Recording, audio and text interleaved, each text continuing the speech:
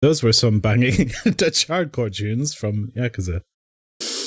Yeah, great games. If you're sitting on them and you ain't played them yet, well, start with 0. Play Yakuza 0, because I hadn't played a Yakuza game before, and I started with 0, and overnight I became like a hardcore simp for this series. And like I say, I loved that game so much, I was streaming it, and I didn't want to wait a week to play it, so I started another Yakuza game at the same time. Now, I don't think I did all the quests in 0, so I might have to play that again, but I am going to play Kiwami soon. And it sort of follows tradition now, I guess, that I always want to play it just before October, when I drop everything and start playing other games. So this is why I'm trying to get through Shadowrun, which we're playing today, so I can finish it off, and then I can start, hopefully, Yakuza Kiwami, I think, will be the next big game. I really like playing Yakuza games, especially at the end of the year. You don't need to have like a dragon on your wish list. The entire series, except for Ishin, because it's not out yet, is on Game Pass. So enjoy that. Now then. Shadowrun. I did some research. Let me load this up, because we have no music going. I did some research. I had a look at a wiki. I didn't realize there were so few quests in the game. They just really fleshed out.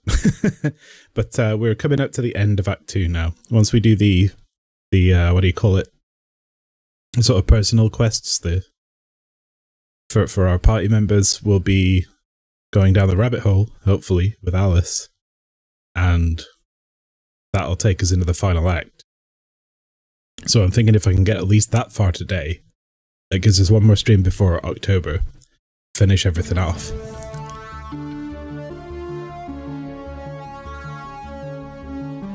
Wow, wow, wow, wow. I guess we'll see. You never know, we might just absolutely smash through it.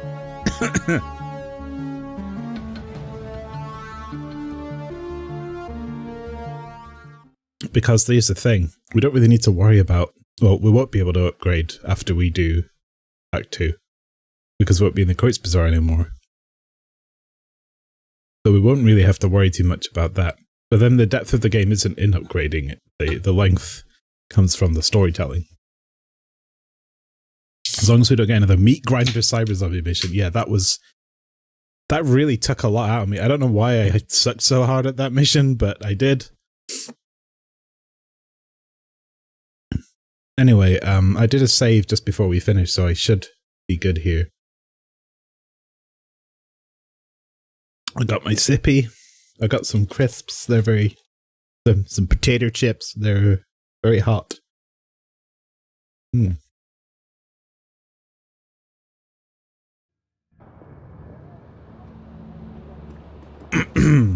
Where are we sitting?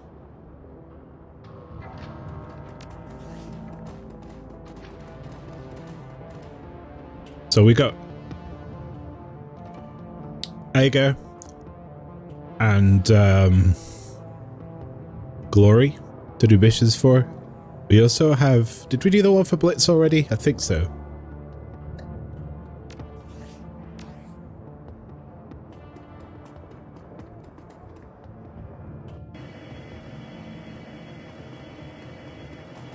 Let's find out. Clear Blitz's debt.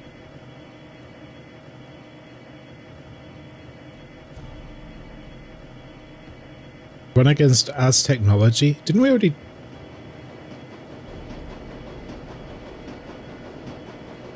Alright, hang on a minute. I gotta make sure I've loaded the right one, because...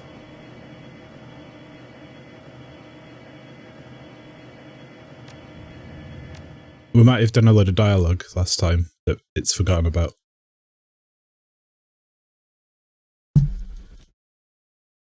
Sometimes continue states, yeah, are considered different to quick save states.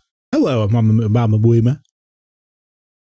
Oh, we were sat in Discord yesterday with Anomalina, Maelstrom, Elsize, some of the Flower. we were enjoying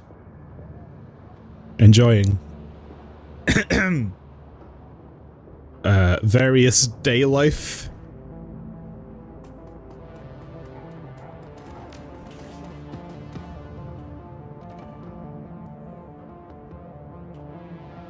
Optional meet with Aiga's contact. Yeah, where is that? Aiga said there was a contact.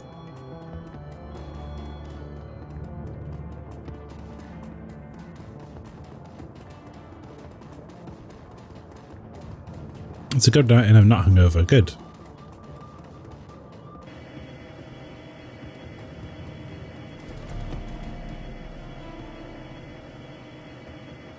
Let's clear Blitz's debt and then deal with the confusion of where all my quests are next time. Dragonkeeper.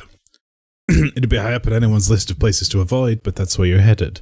And you're going there alone this time. The last time that you saw Blitz, he was carting his portal terminal over to Cafe Sesve. Presumably so that he could do his decking in the most comfortable environment possible. Like everything else related to Dragonkeeper, the U-Bahn train thinks the services it is in... The U-Bahn train that services it is in poor repair. Right, that makes sense. The car that you're riding in stinks like a chemical toilet on a hot day. On the floor near the doorway, you catch sight of a trampled lump of tattered fur. The longer you stare at it, the more convinced you become that you're looking at the remains of a long-dead squirrel. The train rumbles to a stop, and the doors slide open. Time to get this over with. I've got, like, a lot of, like, sinus stuff going on right now, and it's making it very hard to read. Excuse me.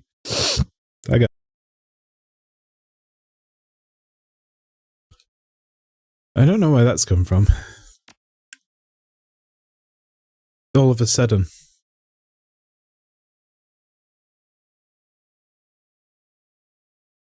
You're doing RPG prep. It got really wild in there. We were just playing Splat. We've been playing Splatoon. There's going to be a YouTube video of that coming soon. I think Maelstrom and I are going to play some, but we've been playing it a little bit. I've been playing it 4 days in a row now. Stepping out of the U-Bahn tunnel, you once again find yourself in the squalid squid alleys of Dragonkeeper. This place is a pit. Piles of waste, human and otherwise, litter the street. The gutted husks of commercial buildings stand hollow and empty all around you. Need that splatana. Yes, we do. Even though I'm terrible with it. Your comlink crackles to life and you can hear the distant sounds of Cafe Sesve. Merriment, laughter, the clink of silverware on china. Blitz's voice cuts in a second later. Aye, Chief, ready to do this thing? Are you? It sounds like you're nice and cozy in there. Of course I am. I've had this run planned out for years, like I said. Here is slurping sound, presumably Blitz taking a sip of steaming hot psychoff. The only stream that you can see out here is your own steam, that you can see out here is your own breath condensing in the frigid night air.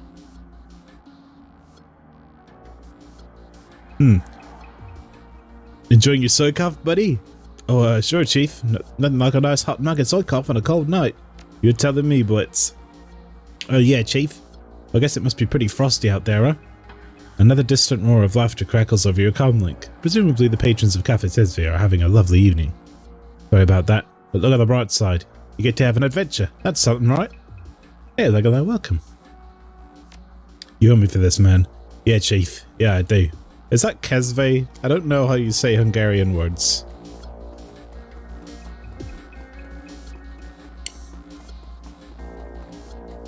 God, I got a headache now from this sudden onset of sinusitis. This has happened. A plain-looking man in a fancy suit taps away at his PDA. He's an older guy, probably in his late 50s. In the filth-strewn streets of Dragonkeeper, he stands out like a sore thumb. At the sound of your approach, he stops what he's doing and shifts his gaze to you. He's Hasenkamp. Bocce chance, right? I might be who's asking. My name is Hasenkamp. I'm Mr. Grinder's accountant. What a remarkable coincidence. Hasenkamp nods, his expression is deadpan. Mr. Grinder sent me to ensure that the money transfer goes according to plan. When you enter the building, I'm going in with you.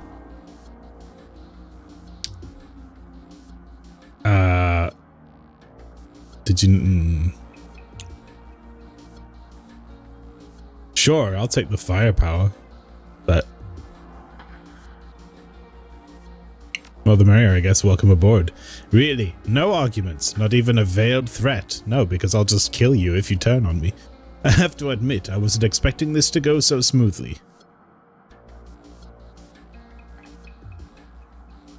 If things go south, every shot that security takes at you is one they won't be taking at me.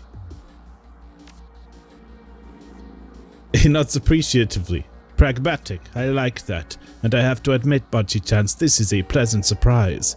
You Shadowrunners have a reputation, you know, are amateurish, headstrong, and willing to listen to reason. Blitz's voice crackles out over your comlink. What the hell is this? Grinder didn't say anything about his accountant tagging along. Case in point. Hello, Blitz. Answer the question, man. If Grinder wanted you here, why didn't you say so he said so up front. Hasenkamp's lip curls into a wry grin. Mr. Grinder doesn't have to explain himself to you. You're in his pocket, remember? If you want to back out of it, you do what he says. I might be getting sick. Like slowly over the course of this stream, I'm going to slide into the bin. I can feel it.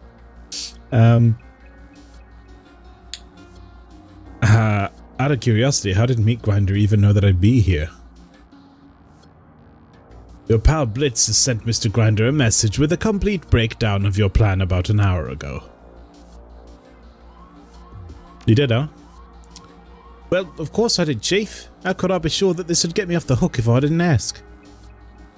And so to find out, you let a homicidal loan shark know exactly where and when to find me. Well, it's not exactly how I'd put it, but yeah, I guess. In my own defense, I didn't expect him to send his accountant to shadow you, though. That's a new one on me. I hate to interrupt, but if you two are finished, I'd like to get this show on the road. I want to get back home before my grandkids go to bed. You have grandkids? My daughter married young. You got a problem with that? Oh, fine, whatever. Let's just get this over with. Amen to that. Now tell your pal to work his magic. I hope I don't get ill because I'm going to EGX London on Thursday. I should be there. And I would like to be able to go. You heard the man, Blitz. Get that door open so that we can get this thing done. You got it, Chief? Heading inside. This won't take 5 seconds. Right, here we go.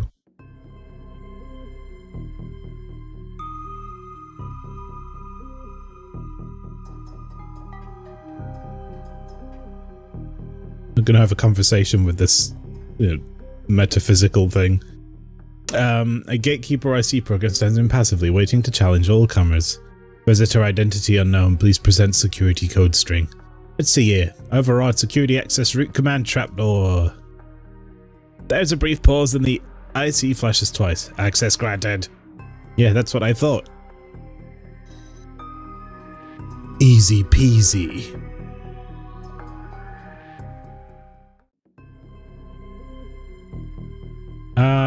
This looks important.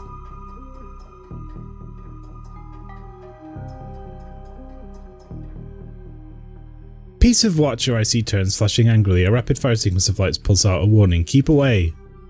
Take more credentials with your friend back there. Go on, I can wait. Secondary security verification approved. Super user status verified. How may I help you today? Hackerman skills. Yeah, he's just walking in, having a conversation with, like, programs. Just step aside, pal, I'm in a rush. Proceed and have a pleasant day. Don't mind if I do. But I'm more interested in... Excuse me, would you mind awfully just... Fine. We'll come back to this.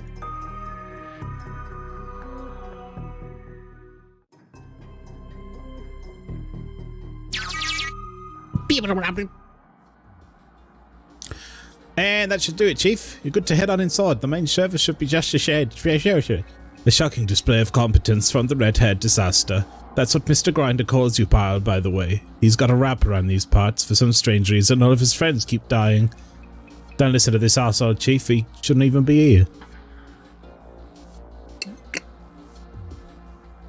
He wouldn't be here if you hadn't spilled the beans to meat grinder. Unfortunately for all of us, me especially, I am here. So let's just get this finished, then we can all get back to disliking each other on our own time. Fine by me. Anything else you need to know, Blitz? Yeah, I've hit the first firewall in here. I'll need you to get in there and install that bypass for me. Got it. We'll find a terminal. Bank.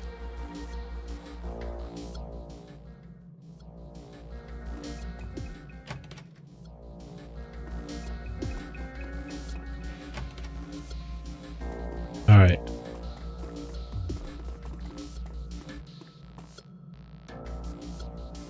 The top drawer is packed full of slender plastic rods, cred sticks, hundreds of them. Ignore them. Whoa, Chief, don't tell me you're just going to leave those there. They're blank, genius. You don't think the Landenberg ring would leave them in an unlocked drawer if they had money on them, do you? Yeah, that follows. And I don't want to take one because I don't want someone knowing that we were in here. Hang on, it couldn't hurt to. Says the man who's sitting in the nice cozy Socath shop. I'd say that invalidates your opinion about what could and couldn't hurt. Come on, Bocce-chan, let's quit wasting time and find the vault. I ain't taking that shit.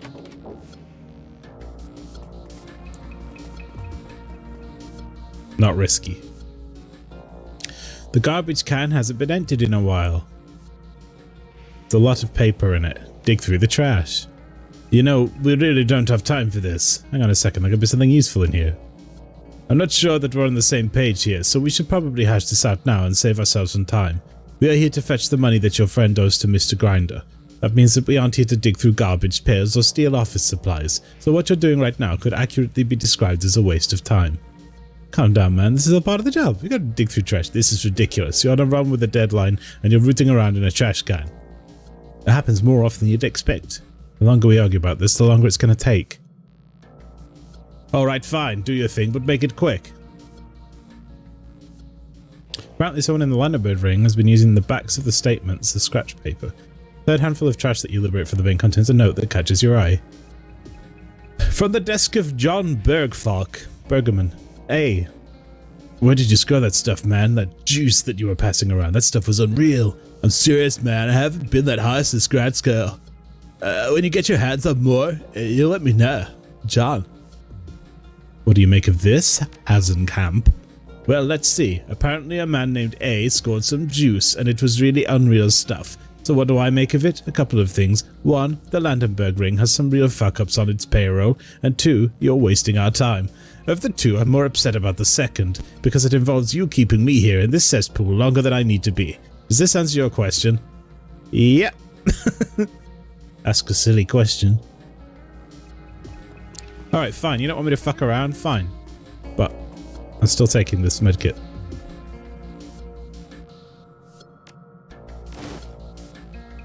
I gotta prove him wrong.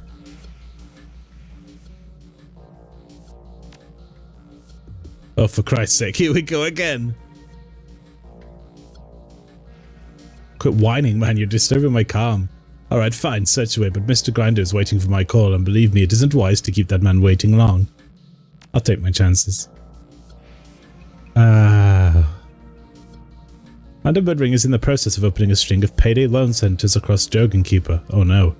Hey Hasenkamp, what does Grinder think about this? Isn't money lending his racket? Yeah, those Landenberg pricks have been a tick on his ass for years now, sucking away at the revenue that should be lining his pockets. Bad business all round. Thankfully, we're gonna recover at least a little of that cash tonight, and speaking of which... Plots, I have a real and pressing concern about this silent partner that you've brought on for the loan centre scheme. We don't need him.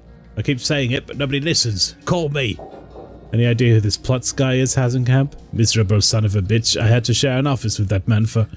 Never mind. You don't need to know. The plot thickens. I'm learning shit.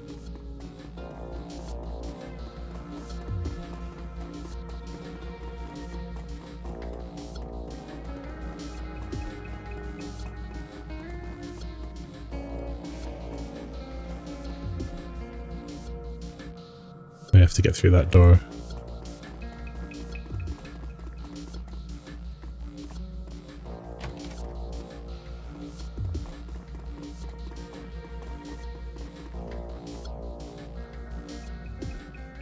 Terminal's been left on and the screen is still active. It's logged under the name Albert Trips.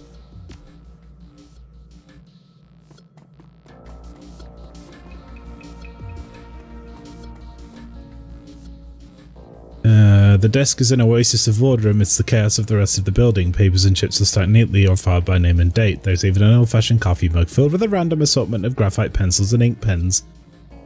Ah, this desk is actually organized. Must belong to somebody in management. My thoughts exactly. This time's wasting. Let's keep moving.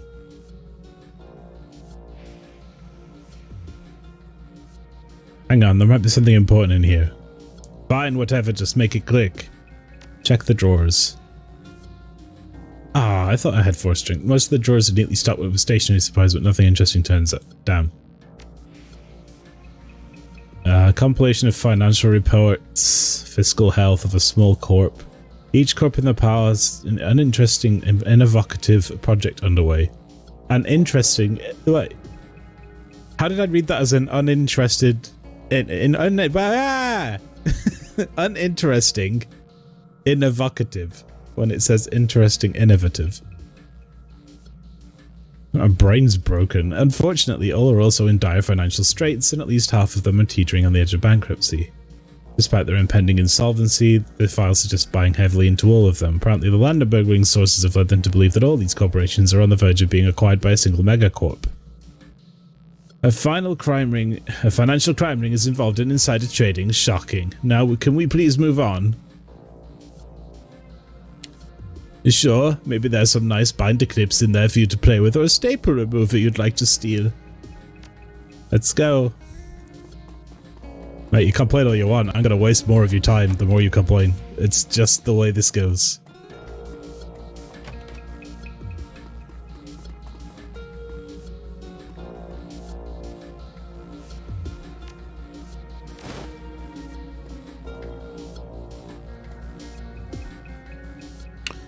Vent is large enough to fit a drone through. Oh shit.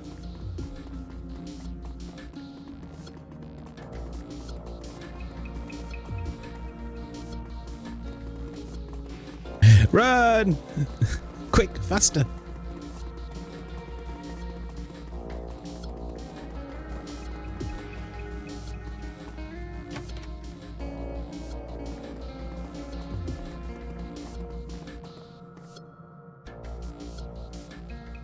The door is locked. There is a small keypad, a keycard reader and a comm panel set in the wall just beside it.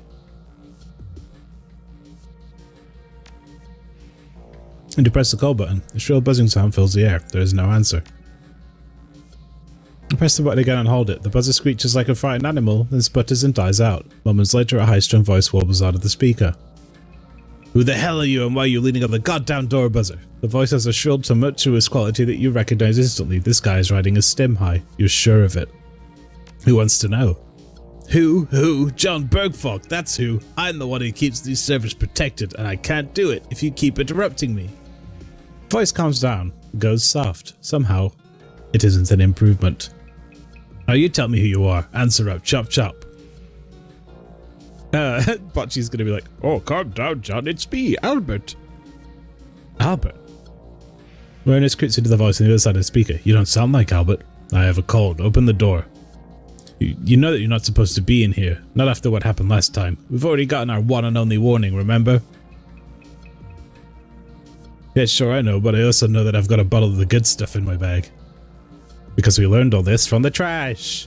The good stuff? You mean like the juice? Well, okay, maybe just a sip or two. What do you think now? Camp? Well, like has not camp. Who the hell are you? Your worst fucking nightmare. Let's go.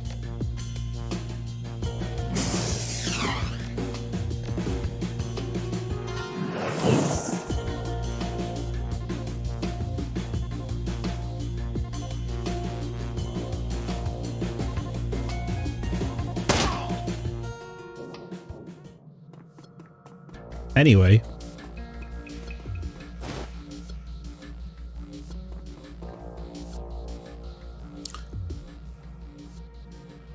Peering up behind the terminal, you find a rat's nest of tangled cables running between it and the servers. Okay, Blitz, there's an awful lot of cables back here. Come on, Chief, it's not that complicated. They're running a hardware firewall. You'll find it installed on the main matrix line just before it reaches the first server. Sever. He sniffs. Kid stuff, really? Oh, for Christ's sake, quick preening and walk her through it. Hate to say it, but he's right. If you want me to get you around that firewall, you're going to have to give me instructions. Alright, Chief. I'll take you through the steps. First, find the main matrix line. It'll be the heavy-duty optical cable that's wired in through a wall from outside. Okay, got it. Good. Now find the first box that the cable connects into. It'll have 3 cables plugged into it. 1 power and 2 optical. Connect the ends of the bypass to the 2 optical cables. You soon have the bypass connected. Alright, that's done. What's next? Nothing. I'm in. That wasn't so hard now, was it? Just get us into the vault, Blitz. I'm on it. You go for a walk.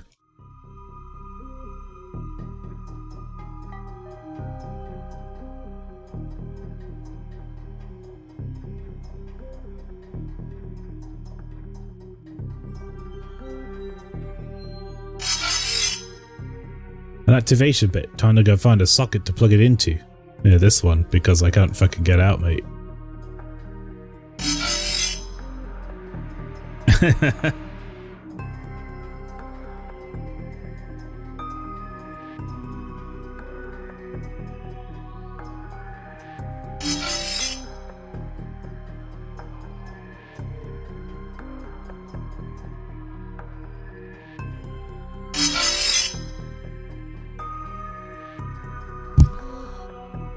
We got puzzles.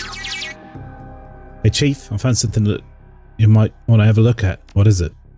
Looks like a sort of persona non grata list for the Landenberg ring. Everyone on here is listed as shoot on sight. There's a lot of names here, lots of personal information too. Known associates, credit history, holopics, that kind of thing. Alright, so what's interesting about that? Well, there are 3 names on this list that I'll recognise. One of them is mine, naturally. The Landenbergs and the Schwarzhearts never did get along. Another is Hasenkamp's. I'm not surprised. These bastards would just love my head on a plate. And Chief, the other one is yours. Got a whole dossier on you. No idea where they got it from or why, but they have it. I'd never even heard of these bastards before tonight, so how the hell do they know about me? No idea. Looks like a new file. It was just uploaded about 20 minutes ago. Hang on a second, there's an attachment. I'll send it to you. Blitz's voice falls silent. A few seconds later, a brief message appears on the screen of your PDA. Plots. Here's the intel on those unwanted guests that I warned you about. They're coming tonight. Take appropriate precautions. Is this Meat Grinder? Plots. I've run into that name a couple times since we arrived. Any ideas, Hasenkamp? Jürgen Plotz is the leader of the Landenberg ring. I had to share an office with that miserable son of a bitch for 5 years before we went our separate ways. He's the greediest, most narcissistic piece of work that I've ever met, and I work for a loan shark. I'd imagine he's not a huge fan of you either. I just wonder why Plotz has this info. I feel like Meat Grinder might have passed it on. No, he's not. Anyway, in the end, it doesn't matter. Mr. Grinder will get paid and Plotz is gonna write the check. Well, that was very enlightening. Want me to delete the files, Chief? Please? Done and done. No need to worry about that anymore. That's very reassuring. Thanks, Blitz. Yeah, I'm sure they've all forgotten.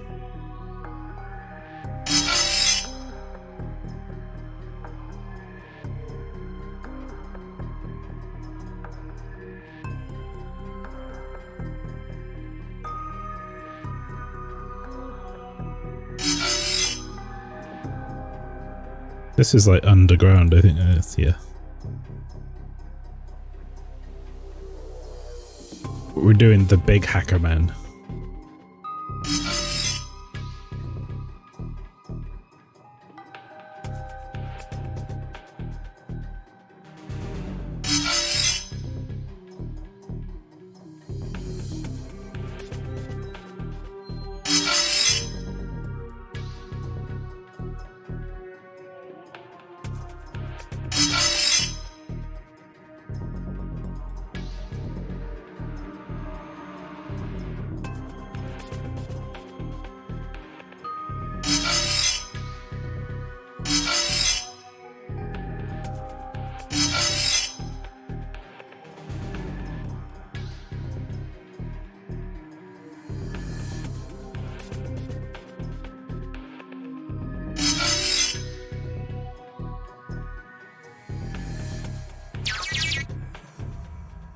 Hey Chief, I just cracked open a security door somewhere in your area. Might be worth checking out. Will you please tell him to concentrate on the job? We're here to settle his debt, not hunt for souvenirs. Alright, Blitz, we'll look into it. Great.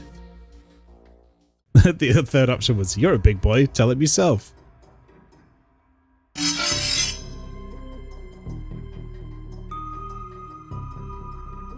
Listen, I'm not getting paid for this, so I'm gonna want some recompense. Some recompense!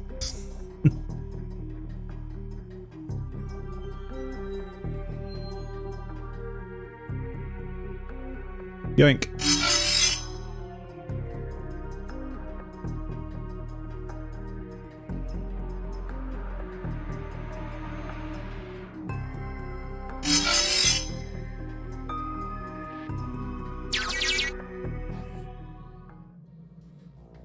Alright, you're clear into the secured area. Keep your eyes open, Chief. There's a tiny chance that you might bump into some physical security from here on out.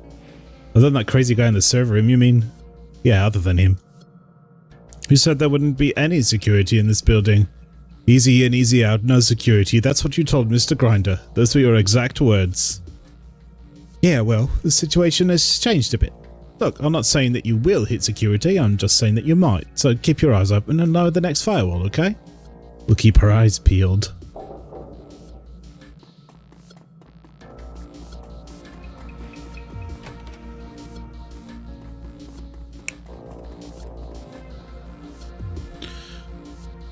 A grenade launcher.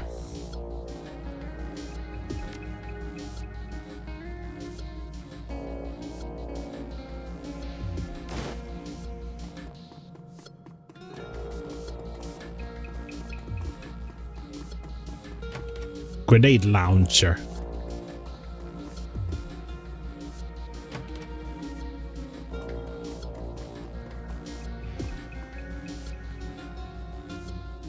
A sheaf of banking information. The data in this paperwork all points to Meat Grinder and contains a long list of financial transactions and known associates. The whole thing is enclosed in a manila file folder labeled plots. For once, Hazenkant doesn't complain about the detour. When he sees the information in front of you, he stops dead in his tracks. Why would Plots have Meat Grinder's financial records? To steal from him most likely, but these records, they don't make any sense. Care to explain that to the rest of us? The accountant frowns, staring at the paper printouts in front of him. I know Mr. Grinder's books. I tend them for him. And I'm telling you, what I'm seeing here doesn't add up. In what way? I'm seeing projections for future profits in here that run way outside the scope of what our organization brings in annually. I don't know how Plots got his hands on this information, but it couldn't be any more wrong. Maybe there's something going on that you don't know about. Could Grinder be working a deal under your nose? Something he wants to keep you insulated from, maybe? Maybe he sent you on this job so that you'd get killed? No way. That would be financial suicide. Mr. Grinder is good at intimidating people and breaking kneecaps. When it comes to keeping the business running, I'm the man he turns to. Have been for a dozen years. Maybe you should ask Grinder about it when we're done with the run. Yeah. He's conflicted. Maybe I should. Now then.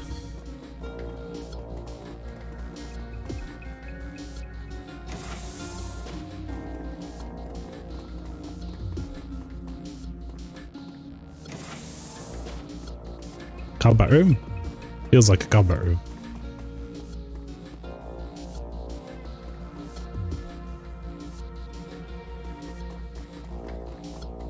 Oh yeah, there are security people in here.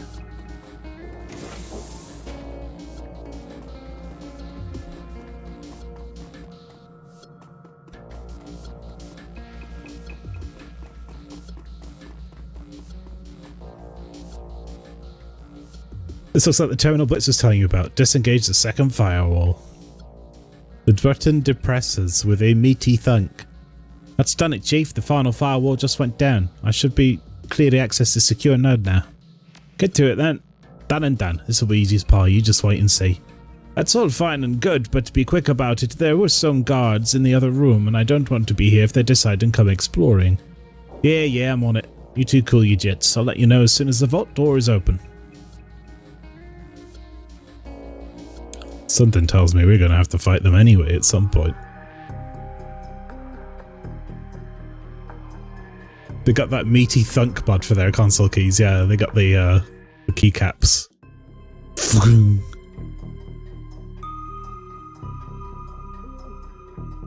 Right, where are we looking here?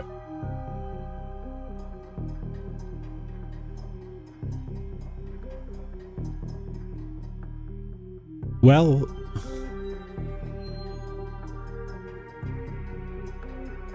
this is the security rooms.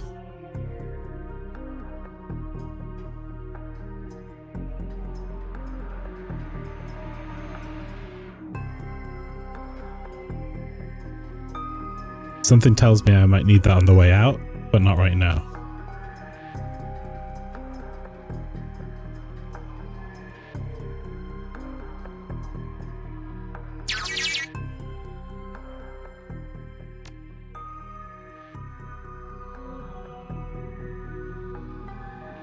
There's another telltale crackle of static from your comlink. Blitz's voice fills your ear. His tone is impossibly smug. Alright, Chief, that should do it. The vault's open and I'm suppressing the alarm. Easy as pie, just like I said. Yes, yes, we're all very impressed. Now let's get this show on the road, shall we? Let's do it.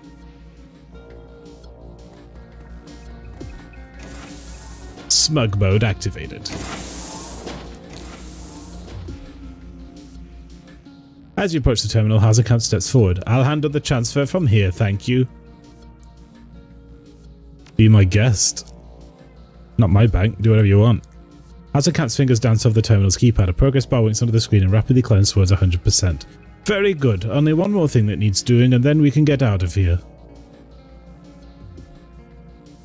What one more thing? The deal was that we get Grinder his money transfer. We've done that. That took care of Blitz's debt to Mr. Grinder. Consider this the interest. Hey, whoa, hold up. I don't owe any interest. Grinder didn't say anything about interest. If you're grabbing things out of a safe deposit boxes, we want a cut. Just wait here a minute. I'll be right back. Hazenkamp walks to a nearby safe and taps a code into the keypad. The door swings open. He reaches inside and pulls out a small plastic box, then taps the activator on his comlink.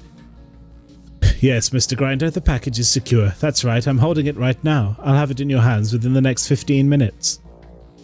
This is bullshit, Chief. By all rights, that box should be ours. That was our run.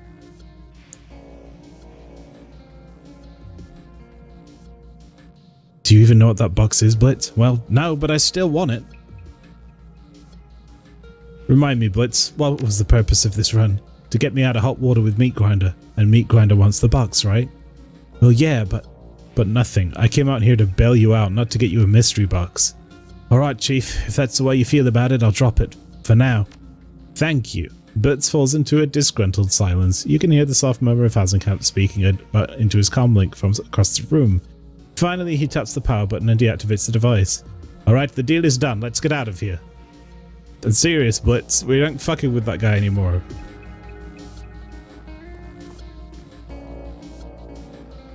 Upon approaching the vault door, two things become immediately apparent. One, when you stepped into the vault, the door is sealed and latched behind you. And two, there is no obvious way to open it from where you're standing.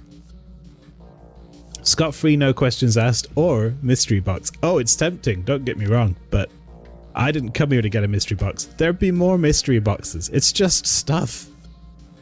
Huh? What do you mean, Chief? The vault door, idiot. There's no way to open it from in here. You did account for that, didn't you? There's a long pause. Oops. Oops. I think I might have missed that detail when I planned this run through.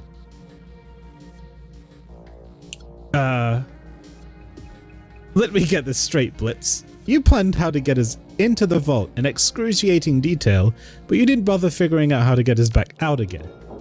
Easy there, Chief. Just cool your jets and let me get to work on this. I'll figure something out, don't you worry. Hazenkamp rubs his temples with his free hand. The other cradles the plastic box like a piece of fine china. I knew that something like this was going to happen. When Mr. Grinder told me who I'd be checking up on, I just knew it.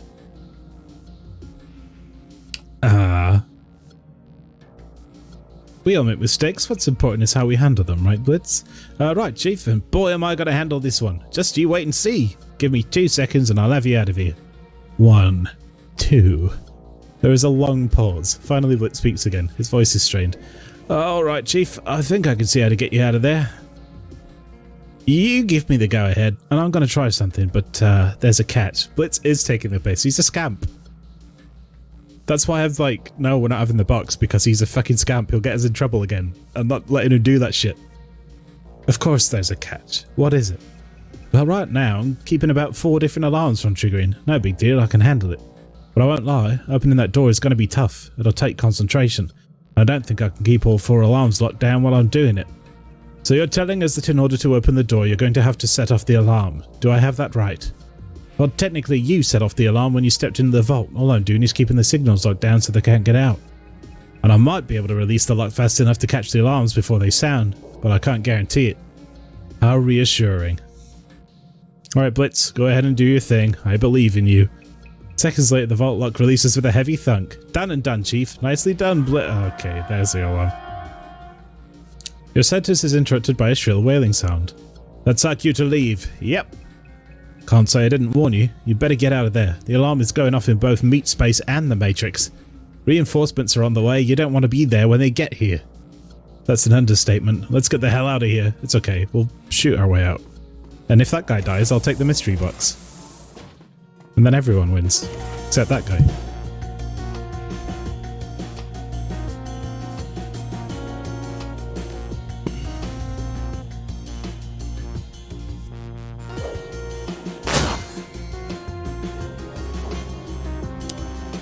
Well, that was a good choice.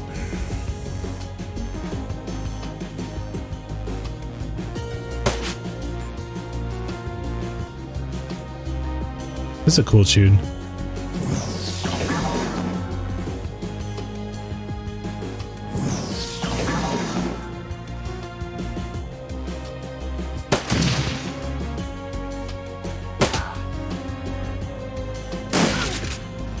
Ow! Okay, perfect. But you doing the big heal. And then throw a fireball at this jabroni. That does 23 damage, just standard though. Holy shit.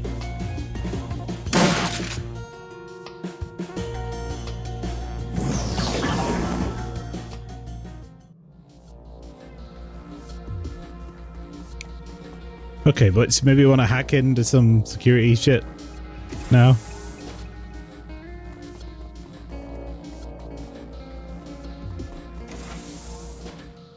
You hear a loud thunking sound, a heavy-duty maglock clicking shut. The little light above the exit door goes from green to red. But I'm detecting a pattern here. Yeah, Chief, I'm getting right on it. What a goddamn train wreck. There's another long pause. The tension mounts, then your comlink crackles to life again. Okay, Chief, I've figured out how to get you out of there. You're going to have to release a couple of locks. You can find the controls in the rooms to the north and south of your current position, but in order to get those locks, I'm going to have to hold the doors open for you. Keep talking. Now on my end, holding even one of those doors open is going to be a full-time job. There's no way I can hold both at once. So once I've opened a door, you'll have to run in and release the lock. Then get back out again. I won't be able to do much else until you do. You hold a door open, we run in, release the lock and get out again. Do that twice, once for each door. That's right. Once we've released both locks, you need to get out of there as quickly as possible. I'll lock the place down behind you. Oh, and Chief, you're about to have some more company in there. Wonderful.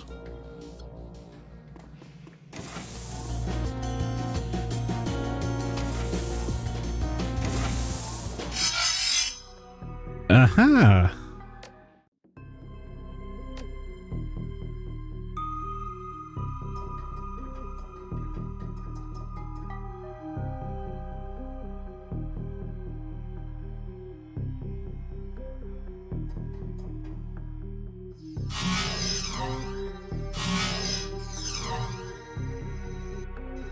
A little cover goes a long way.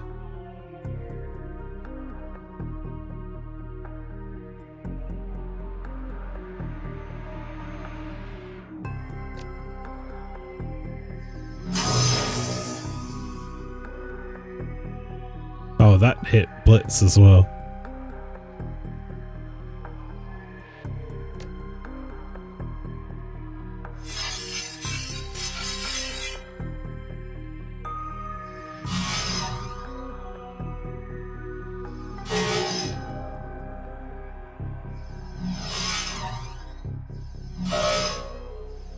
Damn, that's rough.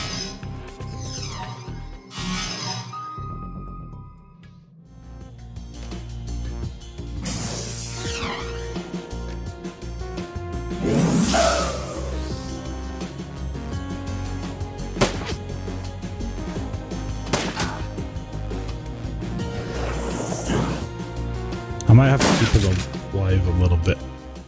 But he did get a heal after that previous fight, so that's not too bad.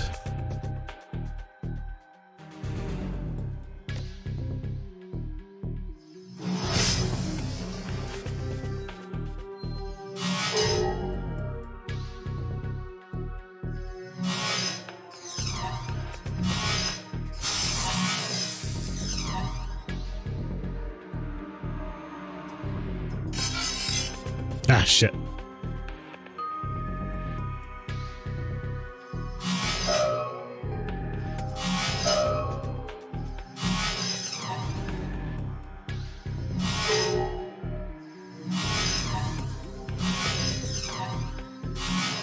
Laser beams!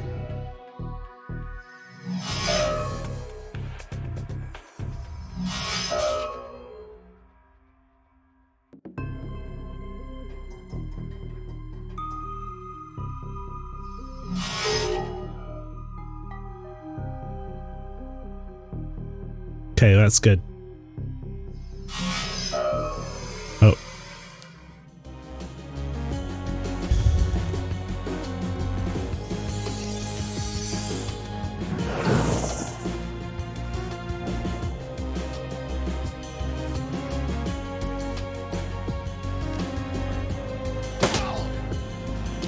One down.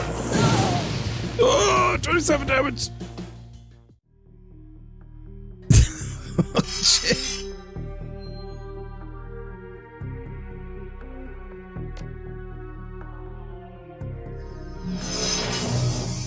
That was pretty fucking nasty.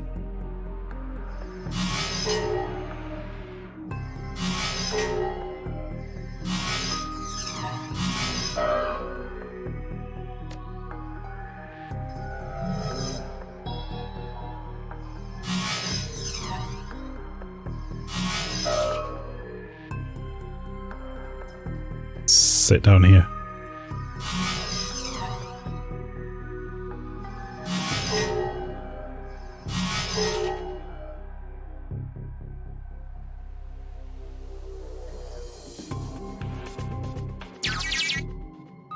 I've accessed the door controls. Say when and I'll force it for you. Force it. Because Bocce needs to get away.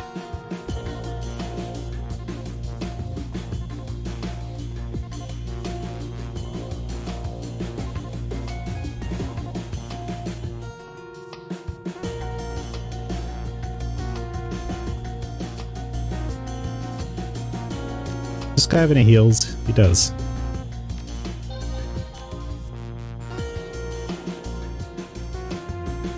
Release Southern Lockdown Console. Gather medical supplies.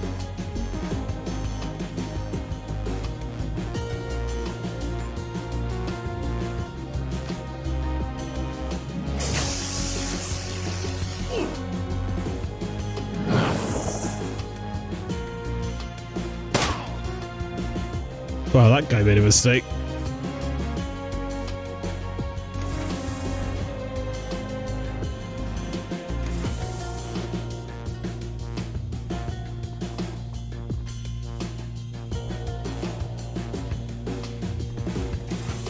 Full cover.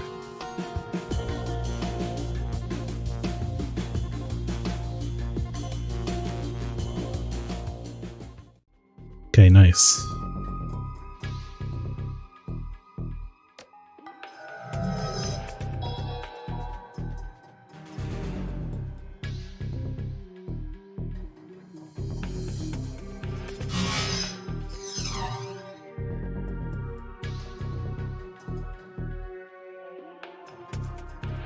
Didn't mean to do that.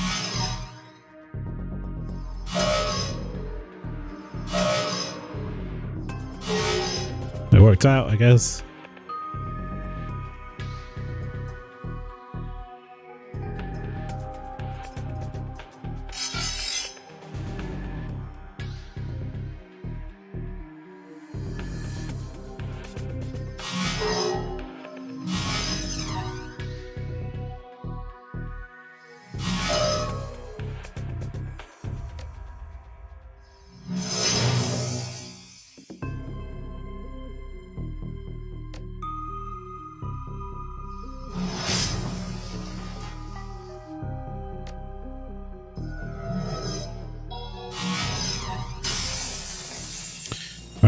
Nice.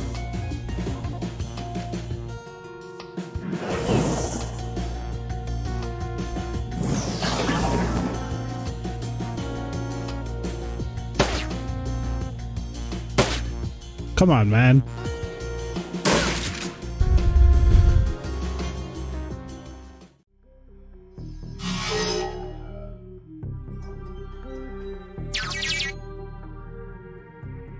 Ready to force it open on your mark. Not yet, just hold tight until I tell you different.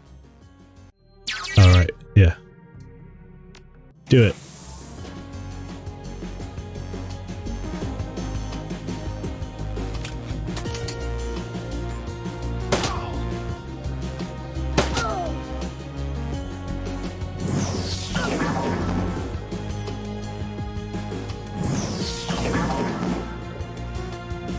Making.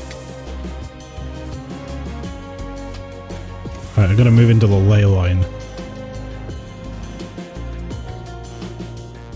Here. Can't see anyone yet. We'll bring them to us.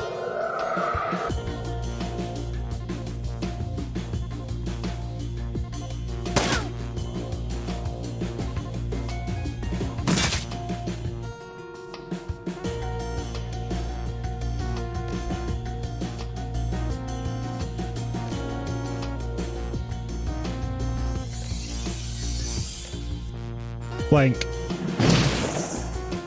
Dead. Well, Collateral seems to have killed his droid as well, because he died.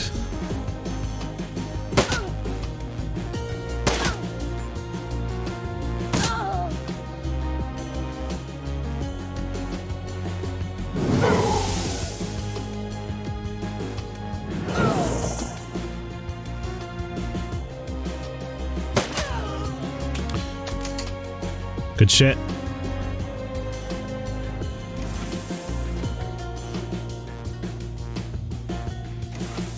Now they're gonna keep coming unless we get in that room, so.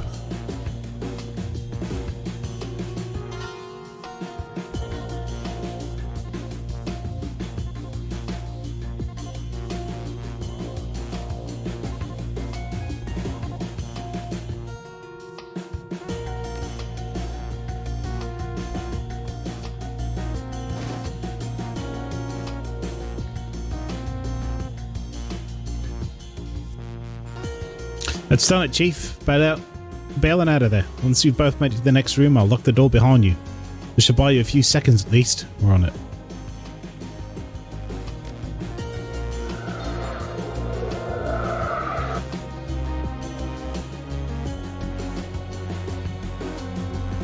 Big mistake.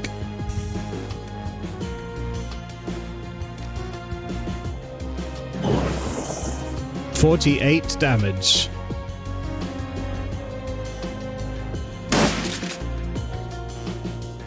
Missed.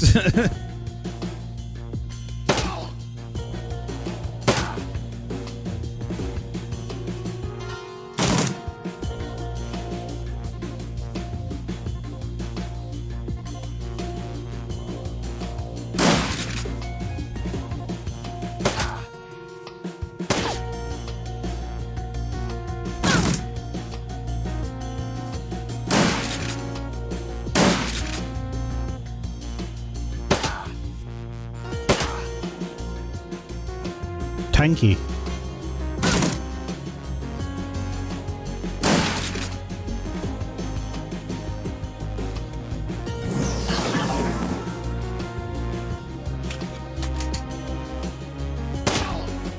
Okay, good.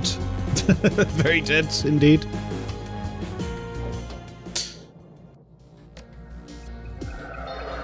It's 2 HP, but it's better than nothing.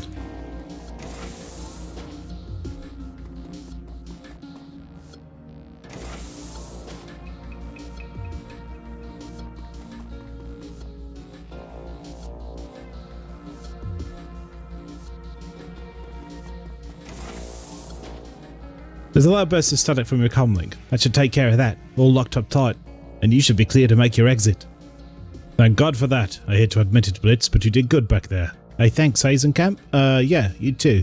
Now, you two ready to get out of there? Do you even have to ask? Alright, let's see what we can do about that. Head for the door this time. The front door this time, though. Not the alley. What? Just go with me on this, Chief. The door that you came in through is no good. You want to go at the front. There's a terminal there that you need to access. One more button to press. Do that and we're home free. Alright, but it's the front door it is. There was a bunch of turrets in the other one. In there, which I think he wants. Good, and make sure that housing camp comes with you. Gotta make sure that box makes it back to Granda.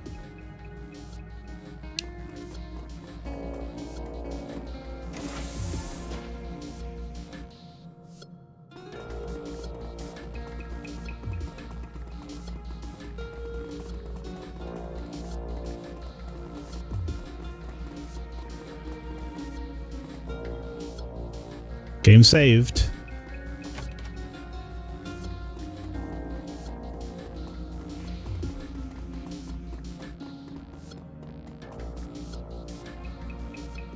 This must be the terminal that Blitz wanted you to use. Its screen is badly scratched and the casing is cracked, but the design tells you that it was originally part of the bank's security system. Come on, let's get this show on the road. We're almost out of this godforsaken place. Well, you're half right. Bocce chance is almost out. You, on the other hand, won't ever leave this building. You son of a bitch. You should tell your friend that this isn't funny, and it sure as hell isn't smart. Don't listen to him, Chief. Hasenkamp is planning on screwing you. I've had a bot digging up intel on the man ever since you stepped into that building together, and let me tell you, he is not trustworthy. Says the man who ratted out his own gang. To hell with this, I'm leaving. I wouldn't if I were you, but your chance there can kill you with the press of a button. I can? Well, more accurately, she can give me control of these auto turrets with the press of a button, and then I can kill you. Hasenkamp starts and looks you in the eye, but she wouldn't do that, would she? That all depends on what Blitz has to tell me. Get this, Chief, the son of a bitch isn't really an accountant, he's an assassin, and Grinder's second in command to boot.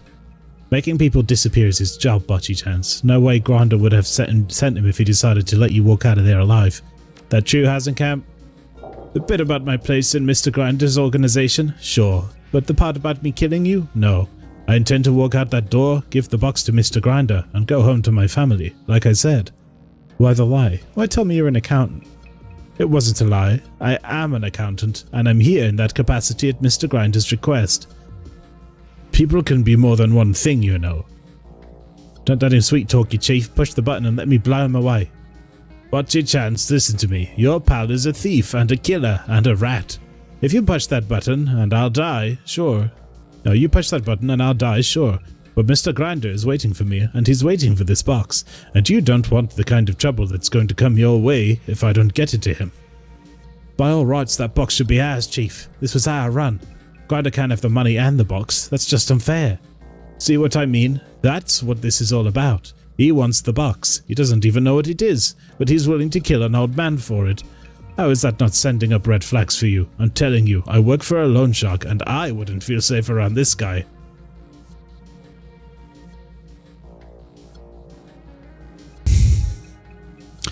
I think there's something else going on here. I think we've all been set up, and I do, because I think Meat Grinder wants us to kill him. Explain. I think that your boss is in bed with the Landenberg ring, and I think that he's the silent partner that we read about.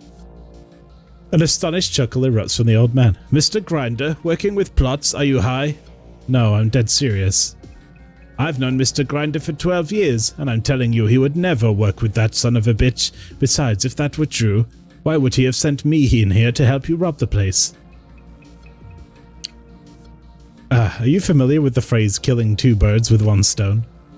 Don't get cute with me, Bocce Chance. Say what you mean. She isn't being cute, jackass. She's accurately describing the situation. Obviously, Meat Grinder wants you out of the way. Throwing around words like obviously doesn't make them true. Why the hell would Mr. Grinder want to get rid of me? I run his business, for God's sake. I don't know, man. But one thing I can tell you, somebody gave plots.info on us, and Bocce Chance's name was on that list. Now tell me, other than you, me, and Grinder, who even knew that she'd be coming here tonight, and why wasn't Grinder's name on Plots' kill list? Aha!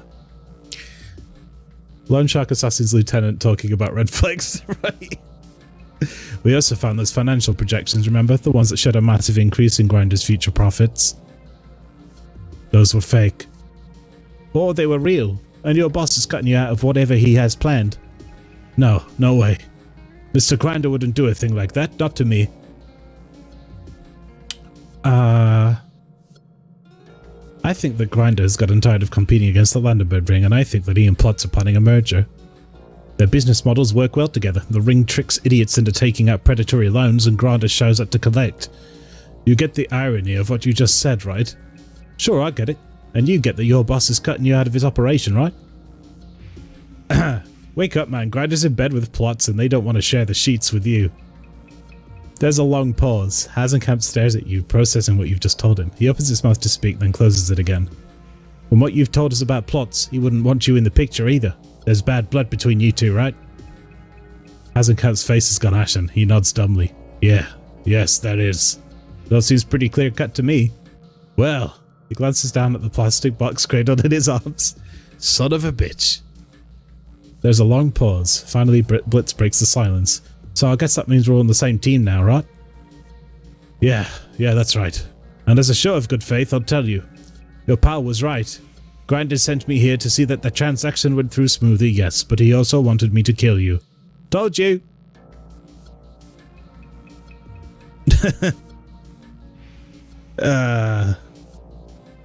You're on a job same as we are, I can understand that. Thanks, I was hoping you would. For what it's worth, you have nothing to fear from me now. I didn't want to kill you in the first place, and now that I've tendered my resignation, there are only two people who need to worry about me shooting them. Just to be clear, I'm not one of the two people, am I? No, Blitz, you're not. When we get out of here, I have a score to settle with Plotz and Grinder, and believe me, I will settle it. Sounds great to me. I'll be back at the Kurtz Bazaar scrubbing the filth of this place off of me. I feel like I've been dipped in grease. Fair enough. Now, Blitz, you want to open the door for us? Yeah, sure. I just need one of you to push that button in the security terminal so that I can activate the security doors. Alright, Blitz, I'm trusting you here. Absolutely, because I'm trustworthy. Now, I'll just activate these security doors and... Sounds like their plots will grind to a halt. Heyo! Give that man a raise. We're not paying him. Anyway. His panicked voice punches through your comlink speakers. There's somebody in here with me, Chief. Another Decker. And you've got incoming. You're like...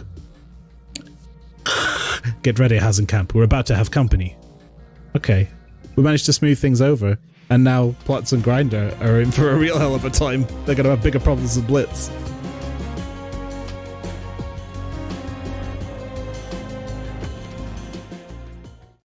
The intruder's avatar shimmers in the cool ambient glow of the bank's matrix hub. He sneers at Blitz, and his hand closes into fists. What, you gonna punch me in cyberspace? Who the hell are you, man? I could ask the same of you. You're in my banking system, you little bastard. What? My name is Plotz. I run the Landenberg Ring. That makes this bank and everything in it mine. That means that you and your friend are trespassing, and that means that neither of you are going to make it out of here alive. I'm shaking in my boots, man. I mean, seriously, how old are you, by the way? Because you look about 40. I'm still spry enough to ruin your day, punk. Your ass is mine.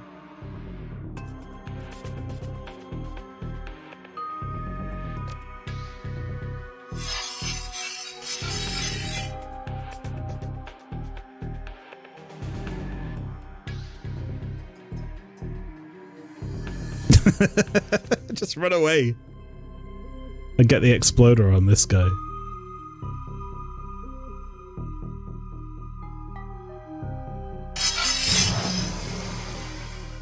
Dead.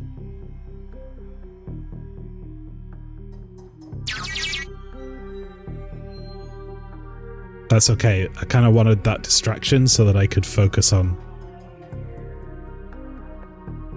this part. Oof.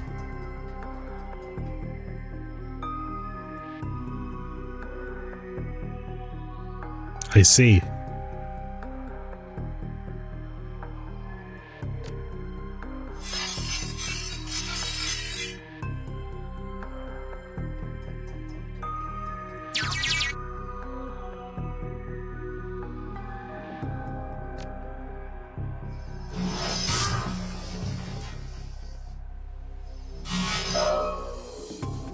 pretty strong. I'll give him that.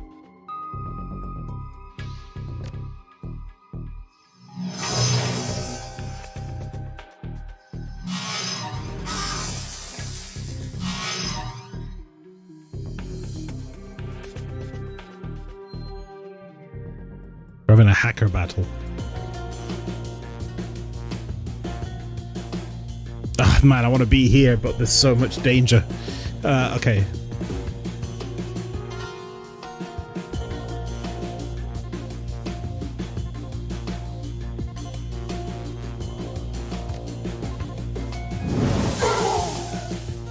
Okay, nice.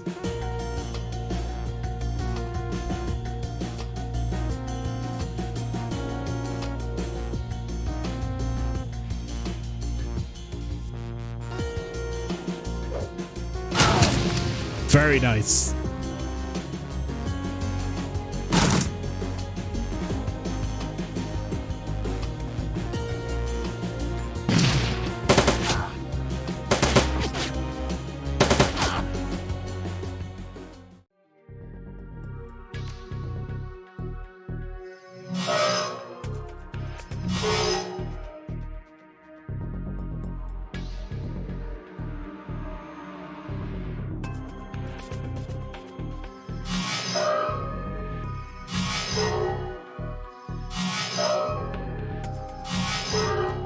Yeah, he didn't stand a fucking chance. It destroyed him. So I gotta kick your ass. Oh no, it's all gone wrong. Plots is down, and all 4 turrets are back under my control. Get to town, Chief. I've got you covered. Good job, man. Womp womp. We're good.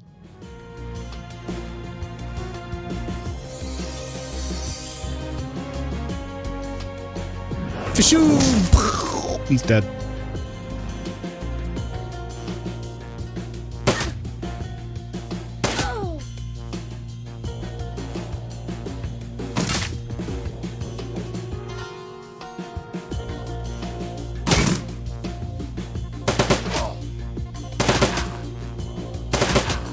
Wow, I feel bad for that guy.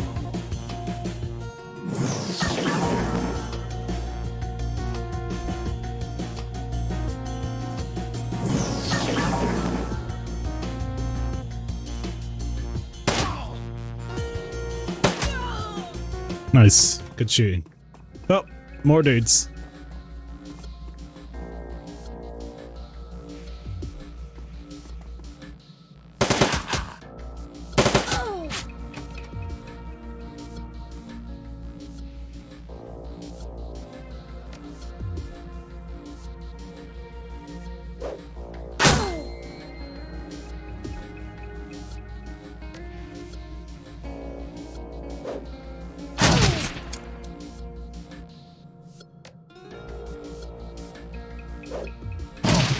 Yeah, they're not too smart, these dudes, gotta be honest.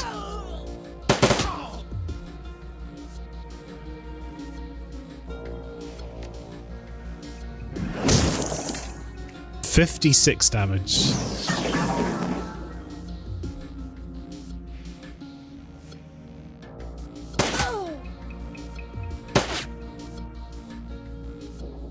I guess they thought the turrets were on their side, yeah, maybe.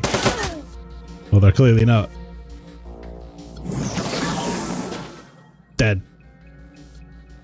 The gunfire dies down and the smoke clears. You and Hasenkamp find yourselves staring at one another across a room stacked with corpses. Well, that takes care of that. And now if you'll excuse me, I'm going to go take care of Mr. Grinder. He tosses something to you, reflexively you snatch it out of the air. The object feels smooth and warm to the touch. It's the plastic box that Hasenkamp pulled out of the safe deposit box. My former employer won't be needing this anymore. Give it to your pal Blitz. I'm sure he can find a use for it. Hey, alright. Wait, hey, alright. I guess that's what he's saying. What does it do? Beats me. From the connections on the bottom, it looks like it was made to plug into a cyber deck. Beyond that, I'm as in the dark about the thing as you are. All I know is that Grinder wanted it. That should be good enough for the red-haired disaster. Anyway, I've got things to do. I should go get to them. If I hurry, I can have Grinder dead in a dumpster and still get home in time to read the grandkids a story. What about plots? Never did like the man. I'll give him a chance to scurry away. Let him get his hopes up for a day or two. Then I'm gonna chuck his ass into a wood chipper. Good luck, Hazencamp. Don't need it, but thanks anyway. You did good, Bachi-chance. You ever get tired of running the shadows, you come see me. I could find a place in my organization for a woman like you. I'll keep it in mind. My organization. He means Meat Grinder's former organization, I think. This is a cool quest. I like this a lot. It was good banter.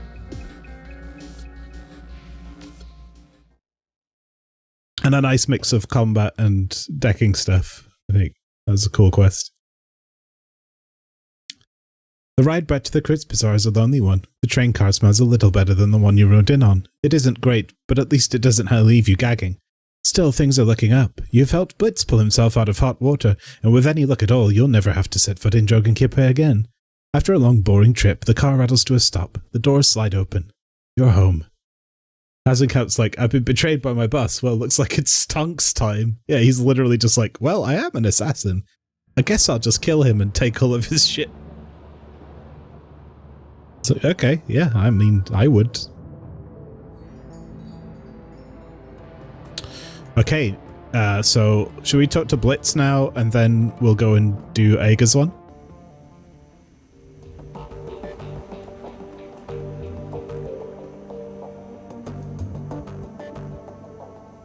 Oh, hey, Chief, you're back, and you've got the box, right? Give it here, if you please. Here's your mystery box, Blitz. Not just yet. First, we need to have a chat about that whole meat grinder fiasco. Okay. Sure, we could talk about it, do a little post-mortem on the up, that sort of thing. For my part, I'd say it went great. I mean, mission accomplished, right? Oh, all's well that ends well, and all that.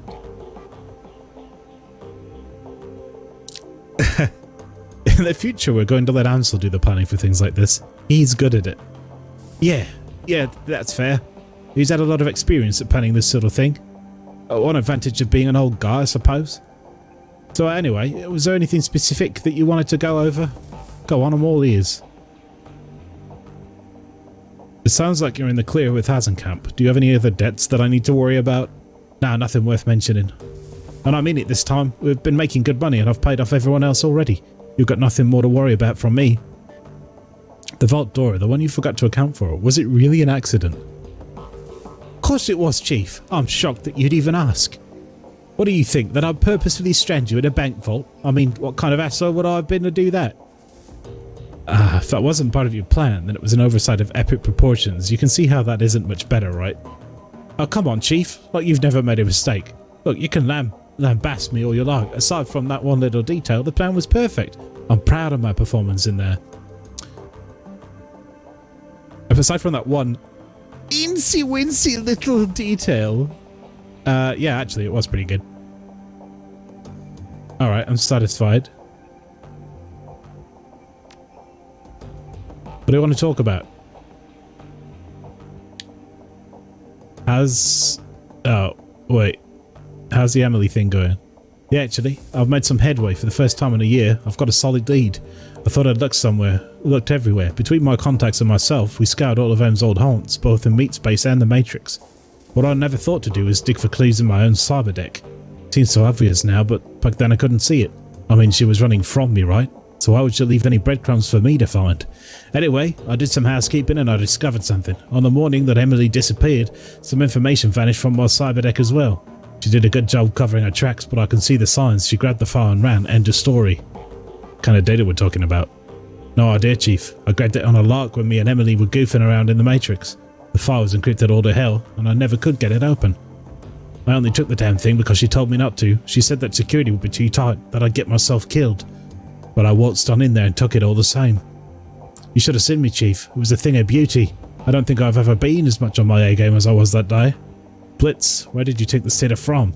Corporate database, you know. No big deal. Tell me which corporation, Blitz. Oh, you know, no one important. I, stole the file from Has Technology. Huh. In hindsight, it might not have been the best of ideas. You're insane, Blitz. That may be true, but I'm also devastatingly charming and intelligent. That has to count for something. Anyway, time passed. Eventually we made up and laughed the whole thing off. Or at least, I thought we did. Truth be told, I forgot all about it until I realised the data had gone missing. Alright, so the love of your life took your encrypted file and bailed on you. What are you going to do about it? I don't know, Chief. This whole incident has me rethinking a lot of things. What if she took the file to protect the Azzies? What if she's with them? I've got to admit, this has me worried. I'm even more torn up now than I was before. He meets your gaze and you can see the concern gnawing at him. I don't know what to do, but I'm open to suggestions.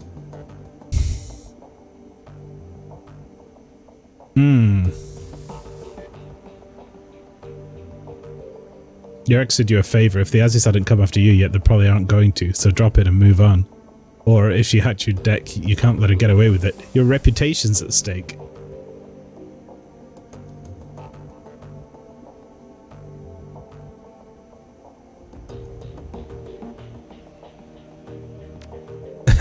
Right, I've got to pay her back for that. If this gets out, I'll never live it down. I can't believe she did this to me. That everything we've shared might have been a lie. Hey, best of luck. Let me know how it turns out, buddy. I might have just come down to the death. Anyway, how'd the whole Emily situation turn out? Nothing new? Yeah, well, sort of. It's mostly speculation, truth be told. But what's the deal? That was quick. Jesus. What's the deal? Is she working with the Azzies or what?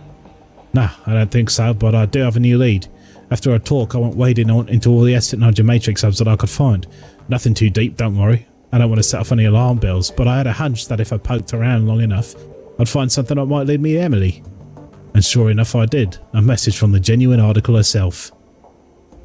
Wow, to be honest, I didn't think you'd find anything. Oh, ye of little faith. Word to the wise, Chief. When Blitz is on the job, you should always expect results. It might not be good ones, but... I can tell you what a note said if you want. It said, and I quote, "Lay off, Blitz. I told you to leave me alone. You've shown admirable self-control over the past year. Please don't give up on it now. I'll be back when I can, if I can. Until then, keep away from me for both our sakes." So I found her, and she wants nothing to do with me. Again. No explanations, no apologies, just a verbal pat on the head. I've shown admirable self-control, really. She makes it sound like I'm a toddler or something. So did you lay off like the message said? Hell no, I wasn't going to stand for that. Why does she get off stealing from me and then acting like, oh, it was my fault? I tried to trace the message like any good dicker would. I note your use of the word tried. She's good, but she chants better than I ever thought she was. I couldn't trace the damn thing. I could keep digging though. I mean, if she noticed me doing it before, I must have been close. Now, before you say anything, I was more discreet this time. I can be subtle if I have to. Nobody noticed what I was doing, and I did find another clue. I hesitate to ask. That's okay, I'll tell you anyway. I found a connection between Emily and Cider Crap. So do you think she works for SK then, that she stole the encrypted data from you to give to them? Well, maybe. I don't know, it's confusing. I was also able to track down some message fragments connecting her to the Shockfellen writer. So maybe she was a Cider Crap Mo, and she got close to me so that she could, I don't know, so she could profit from my decking expertise? Maybe when she told me not to steal the data, she was using reverse psychology. That's gotta be it. She must have wanted me to take it. But then again, maybe she's with the Shockfellen writer and she's screwing both the Azzies and SK over. If that's the case, then maybe she was with me because she genuinely wanted to be. He pauses for a moment, considering. Then all at once he seems to perk up. His chest puffs out and he nods once decisively. In either case, I should make an effort to find her. I mean, she's playing a dangerous game, whether she's with SK or the Shockfellen writer. Maybe she's gotten herself in too deep. She might need help. I mean, why else would she send me such a cryptic message?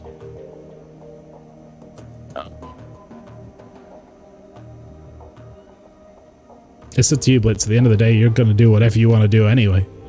Yeah. He nods excitedly, as if he caught the dismissive tone of your words. He doesn't show it. Yeah, you're absolutely right. It is up to me. It's up to me to save the woman I love. Blitz claps his hands and then rubs them together in excitement. Get set, Chief. You're about to witness an event. When my gung-ho personality and legendary skills come together, the whole world stops and takes notice. Oh, yeah, sure. I'll give you a hand. If this is as serious as it sounds, you're going to need help. I wish I could do the decking. I can't. But I can't wait to see how this plays out. You won't have to wait long. I just know the place to hit. I know just the place to hit. That Cyber's technology data node that I stole the information from in the first place. I don't know I can get past the security, and my gut tells me I'll find Emily there. Thanks for the encouragement, Chief. Encouragement is a strong word, but sure. I knew that this was the right thing to do, of course, but you've helped to quit any lingering doubts I might have had. He nods at you, an expression of supreme confidence on his face. And now, if you'll excuse me, I've got a damsel in distress to rescue. Before you do go, Blitz. Well, it took you long enough, Chief. Blitz turns the box over and over in his hands, frowning. Alright, I guess. Let's plug this puppy in and see what it does. With a series of deft motions, Blitz pops the plastic cover on an unused expansion slot in his cyber deck and slides a mystery box home. A recessed LED light in the box goes from red to green. He boots up the deck, staring at the code that scrolls across its integrated display. Huh, well, this is weird. The data hard-coded onto this thing is jam-packed with comlink software. It looks like it has protocols for all the major brands. Sysadmin level 2. Tools, too. And there's something else. What do you see, Blitz? Slowly, a smile spreads across his face. This thing is like a master key for communication systems. With this thing plugged into my deck, I could hack the comlink of just about anyone in the same room as me. How is that useful? Use your imagination, Chief. Just about every security goon in Berlin is wired to a comm system of some kind or another. If I can hijack those comms, I can cause all sorts of confusion in the ranks of honor runs. This is one hell of a toy. I can see why Griner wanted it. Well, I can't wait to see what you can do with it. Yeah, Chief. Me neither. Any thoughts about the last run? Nah, nothing we haven't already talked about, Chief. Alright. That's Blitz's thing done.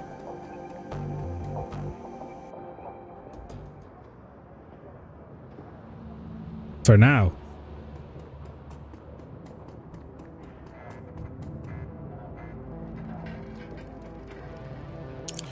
Oh, it's the Bocce-chan Civic Center.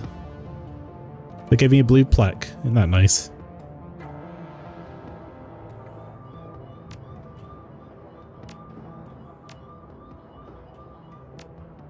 Alright, so we did all that shit.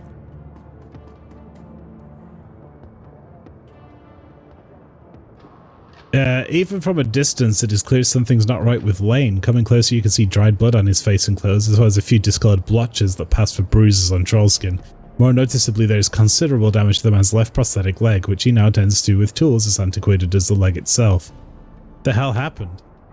Nothing. It's nothing. Someone comes at me, thinks me weak, and I show them otherwise. Leaning to one side, Lane's crutch is caked in more blood and what appears to be bits of hair. Tell me who did this to you. Just a punk with some bad ideas, forget about it. Sure you're alright? I've suffered far worse, as you might imagine, and I don't need you or anyone else babying me. I'll leave you be. Alright.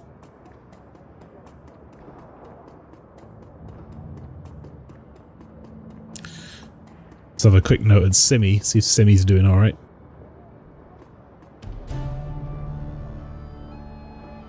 How are you? Simi Kim leans against the wall, her head downcast and her face lost in shadow. Sensing your presence, she looks up, revealing a black eye poorly covered by concealer. And still she smiles at you. Hello, Bocce-chans, how are you? Better than you looks like. We can't all be runners. Is there something going on around here? There's always something going on. It's the flux, right? It gives, it takes, sometimes it takes more than it gives. And sometimes things it takes are gone forever. Friends that disappear, family that dies, people like Monica. I don't much like the flux. In The Sims, you can have the same happy day over and over. You can skip past the parts you don't like or replay the good moments as many times as you want.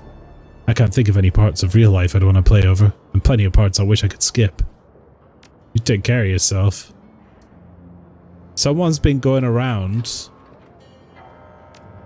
attacking people, and I wonder if they're asking about us.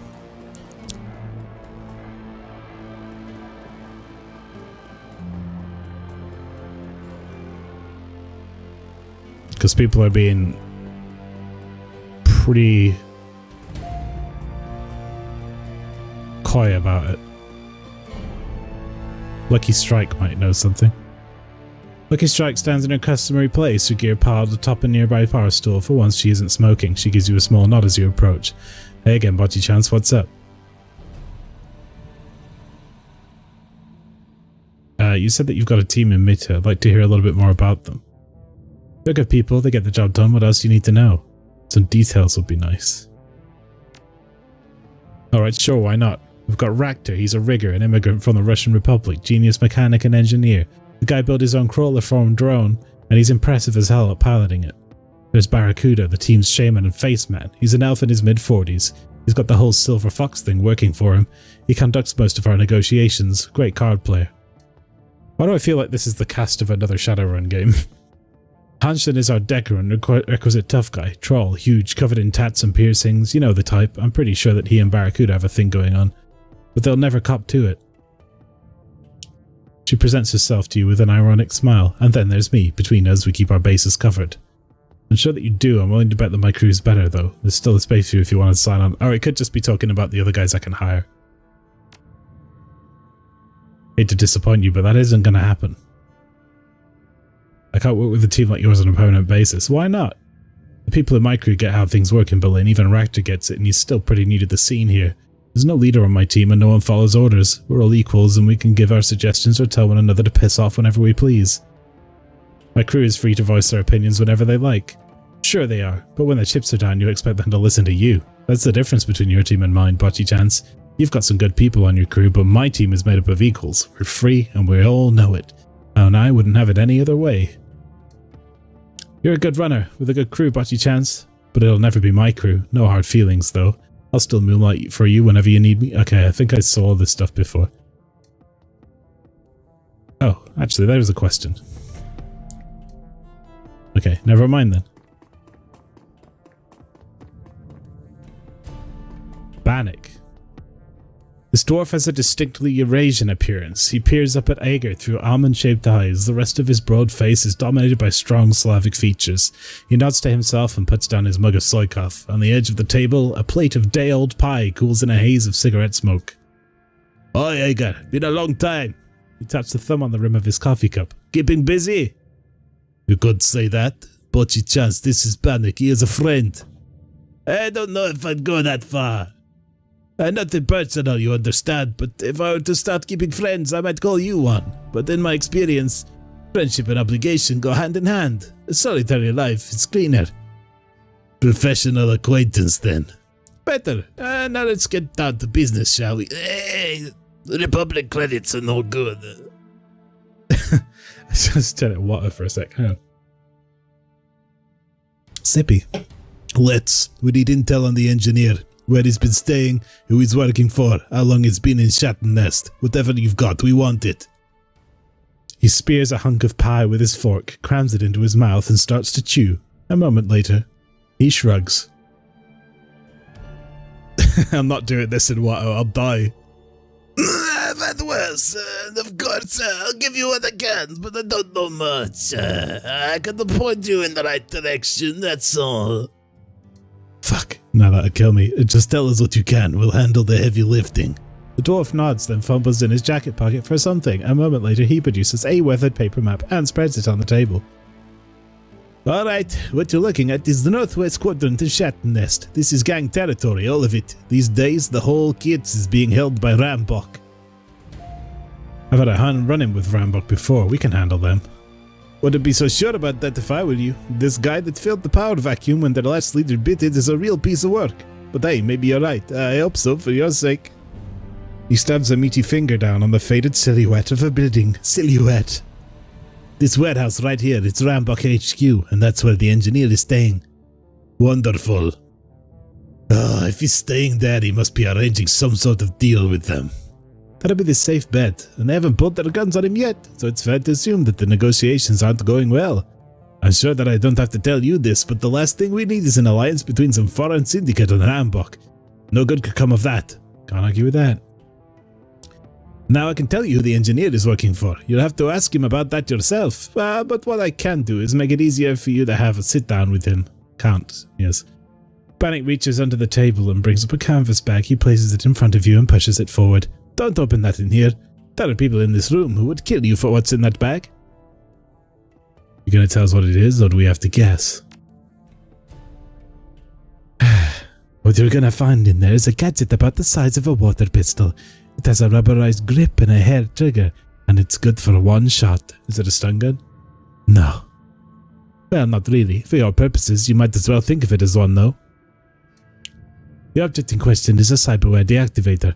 I had it shipped here at great personal expense from a Supermax prison in the UCAS. He traces a twirl in the air with a fork. The warden owed me a favor. Very nice, Bannick. This should make this easy. Not easy. Possible. I wouldn't be giving it to you if the job could be done without it. The engineer is rocking a Delta-grade move-by-wire system. Unless you can shut him down, there's no way in hell you're going to catch him. And if we do shut it down, he'll be forced into a state of permanent seizure. Only until he gets the thing up and running again. Deactivated isn't the same thing as broken. Yum nom nom nom, he eats the pie. Until then, his life will be a living hell, but I can think of worse things to use as a bargaining chip. Remember, you need to know who he works for. The more you can take him out of his comfort zone, the better. That's handy. Making people uncomfortable is my specialty. Truer words have never been spoken. Thanks, Bannick. We'll let you know how things work out. Don't bother. I'll be watching. Alright. Now we've met with Aega's contact, we can do another mission.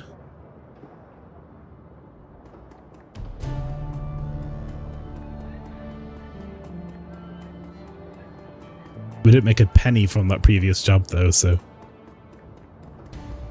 There'll be no upgrades, although...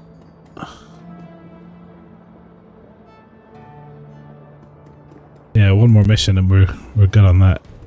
Don't forget to tip the dancer. Nothing has happened yet. I was wondering if something would or not, but it has not.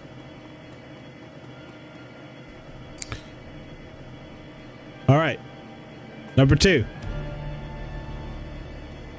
Call Agar and travel to the Shattered Nest to locate the engineer. How much money do I have? 44 million. Yeah, so... I used a lot of grenades last time, but most of them weren't botchies.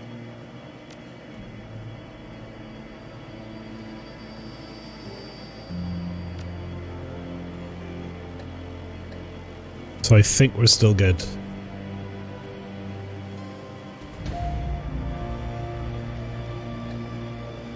Yeah, we still got plenty of stuff.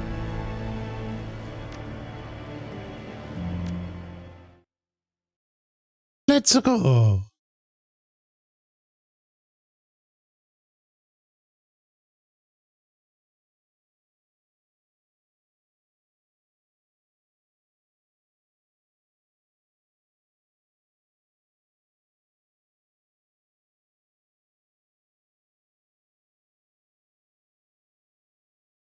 One moment.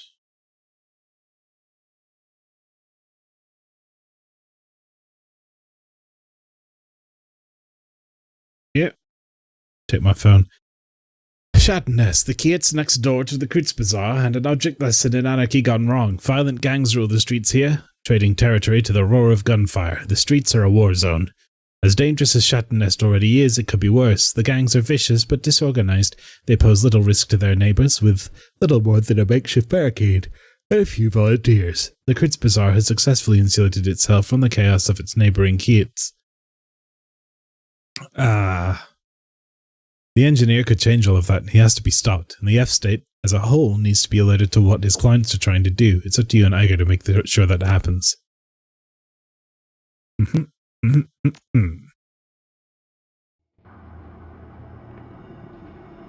You have Karma available to improve your character's attributes and skills. Sure, let's have a look.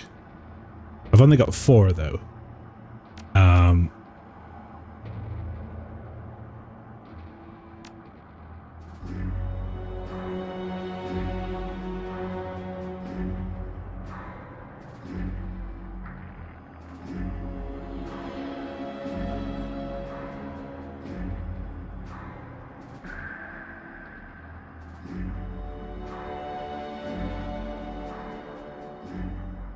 Spirit control. Yeah, like other than just saving up and putting them all into willpower, there's not a lot I want to do with these.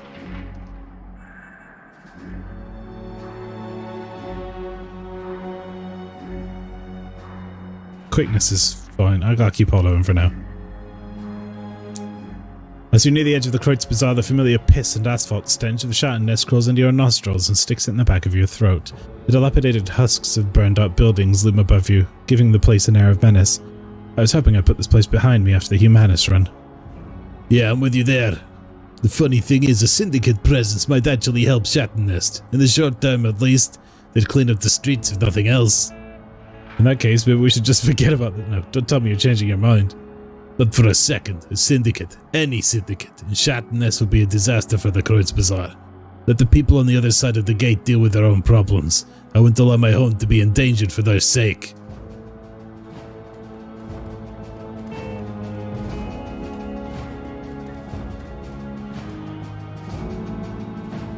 You again? Well, you ignored my warning last time and you ain't dead, so I guess you can handle yourself. Let him through, Sergey. Thanks, buddy.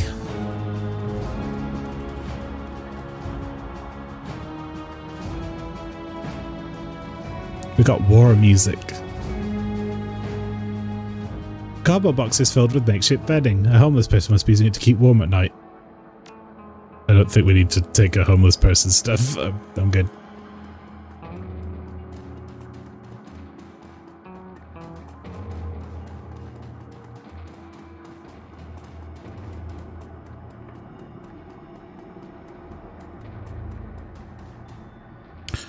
Rambach gang up ahead. Maybe there's a way around.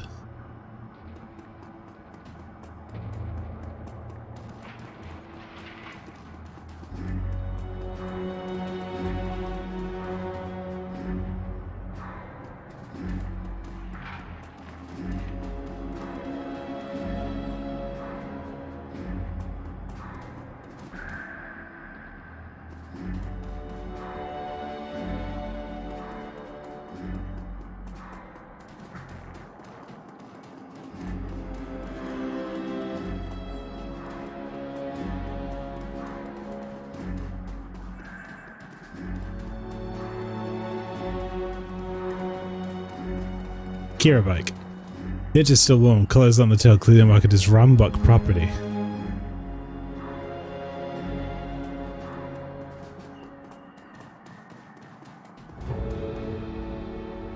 The warehouse door is a windowless slab of reinforced Densiplast. The keyboard entry is to one side. Got any ideas, Iger? Looks secure. They might be able to blast it open with a controlled explosive, but that'd spook anyone inside. Probably best if we just find the code.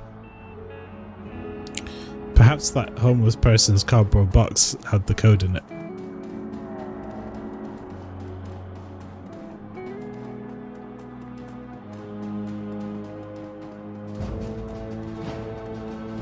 Or perhaps...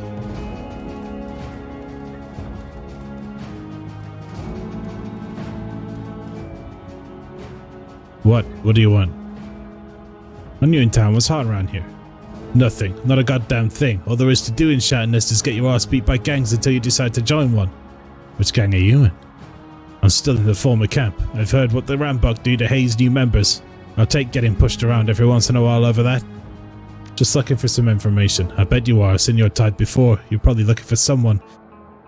Or looking for something that's been stolen. Either way, the Rambach won't be happy that you're sticking your nose into Shattered Nest. Fine.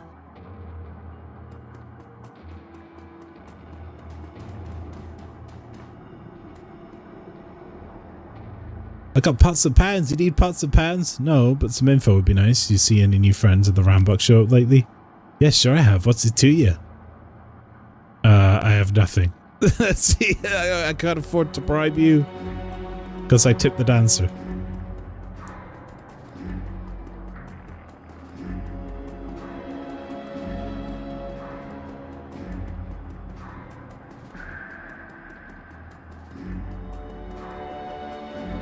In all the places, why would I bother to look here for a code?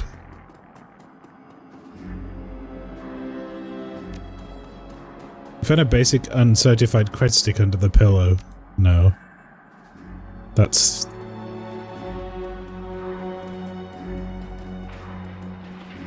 not it.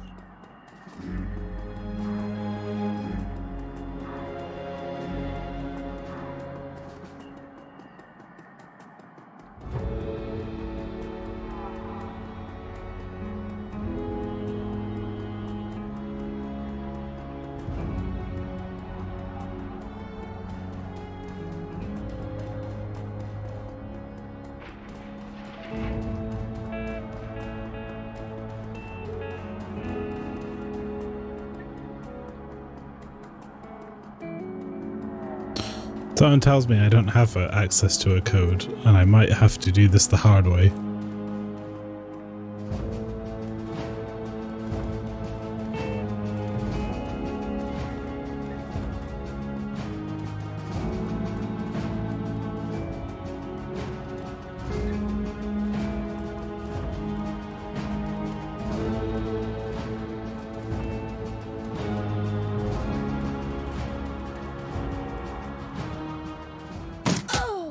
Ow!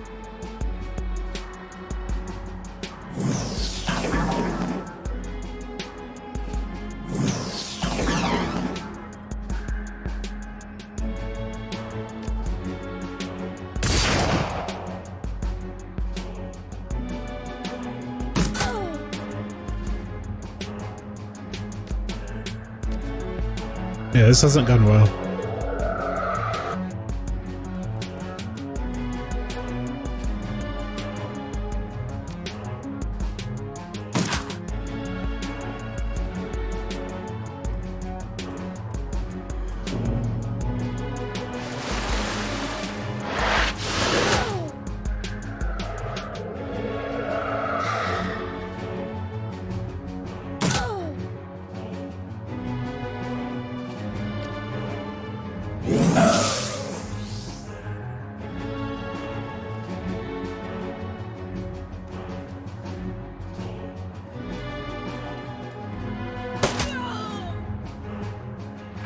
I think I totally fucked this mission up.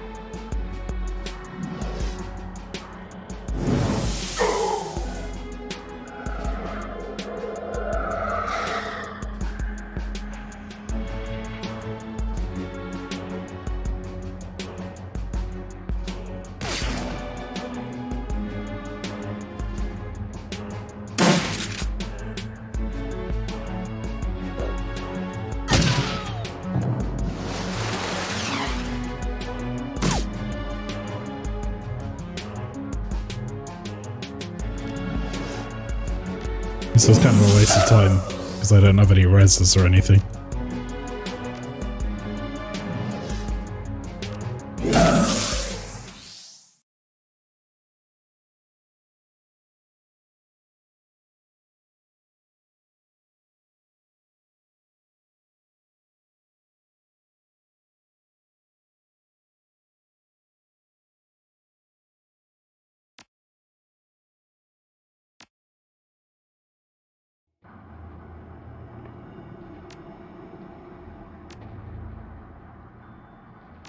Try that again.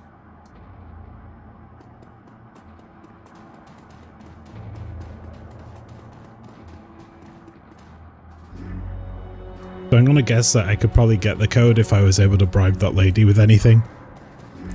But I don't have any money and I don't have the right stats, so we might have to play this quick and dirty.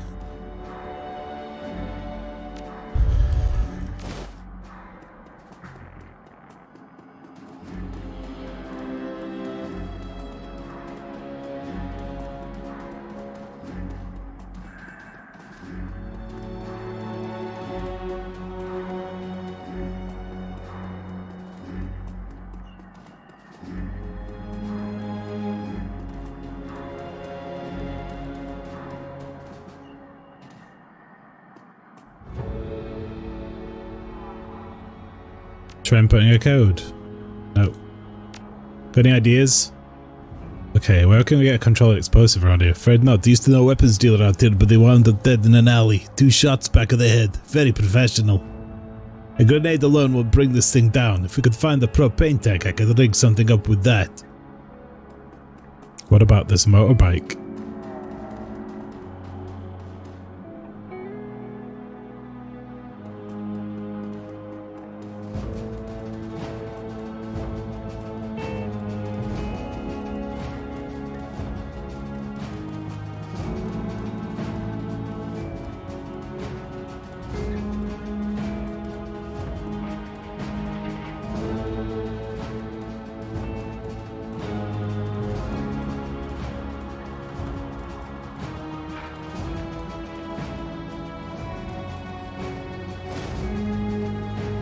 Yoink.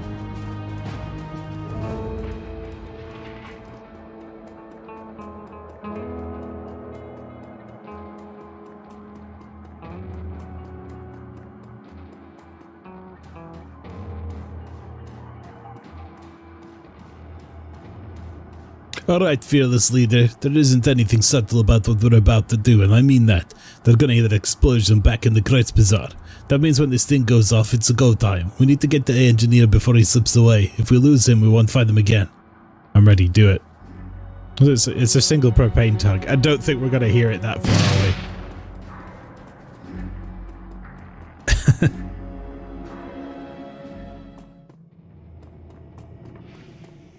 Right, blow our way in.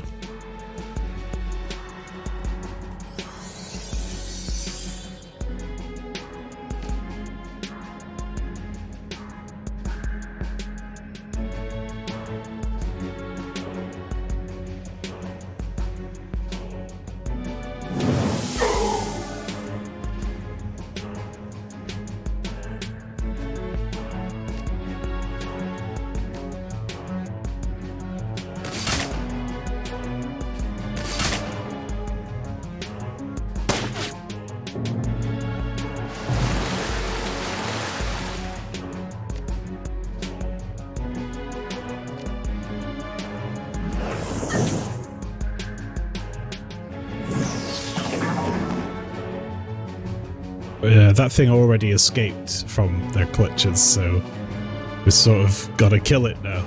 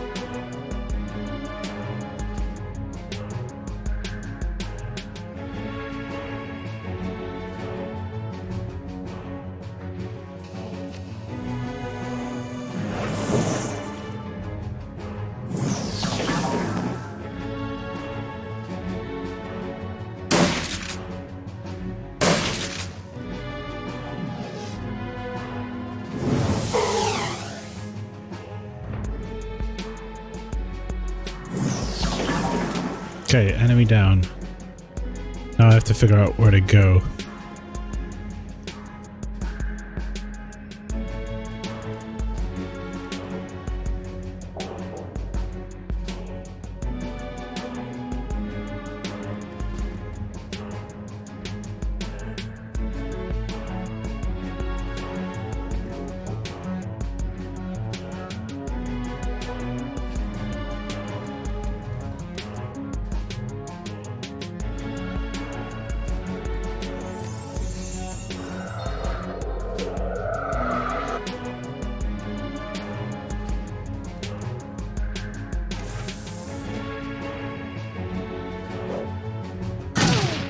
Ooh, we got overwatched.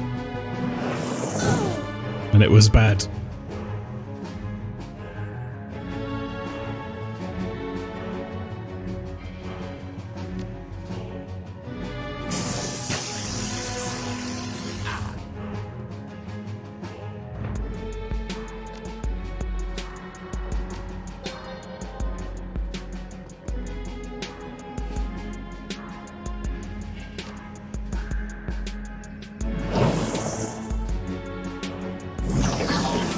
Very good.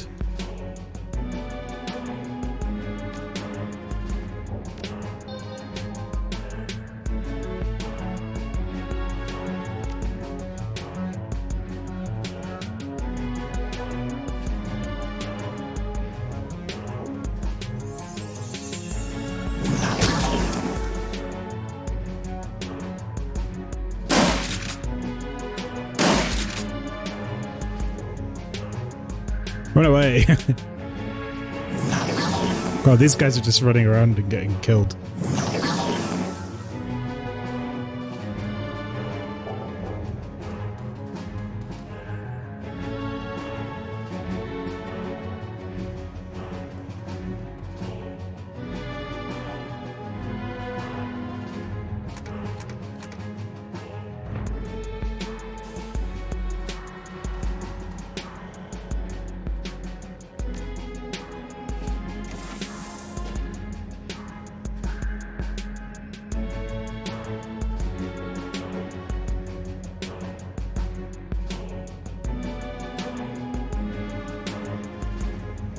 So enormous armor, that's accuracy, that's increased chance for crit.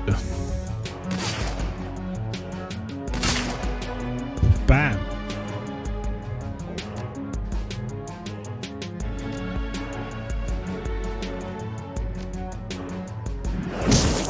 Nice.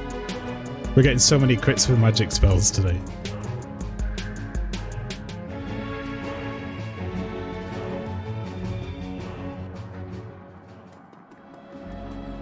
The engineer must survive. Do not let him escape.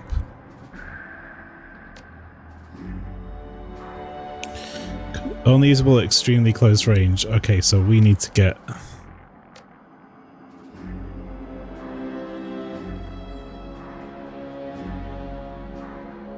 as close as possible, really.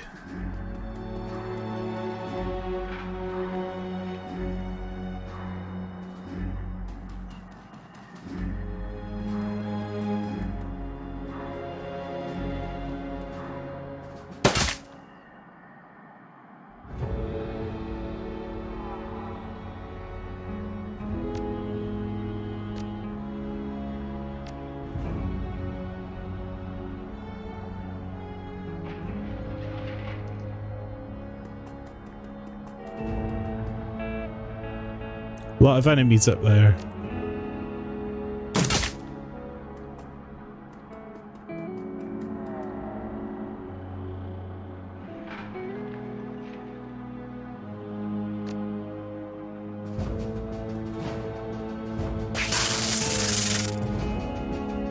-6 AP.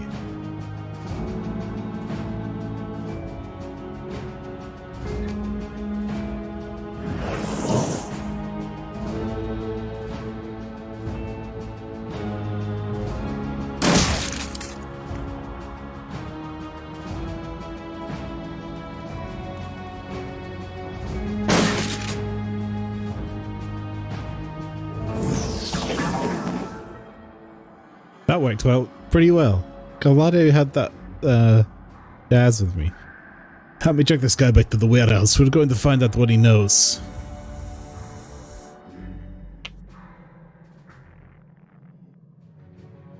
The engineer lies splayed out on the ground, his body trembling violently.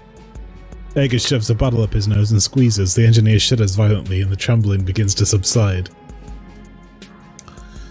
An aerosol BZD to help treat the seizures. Bannock was kind enough to include it in his goodie bag. It won't last long, but it should give Yuli here enough muscular control to answer a few questions. Fuck you, troll. See? He's talking already. The engineer's eyes burn with hate. Beads of sweat dot his brow as he struggles to control the tremors that rack his body. He takes a deep breath, holds it, and releases it slowly. The trembling begins to subside.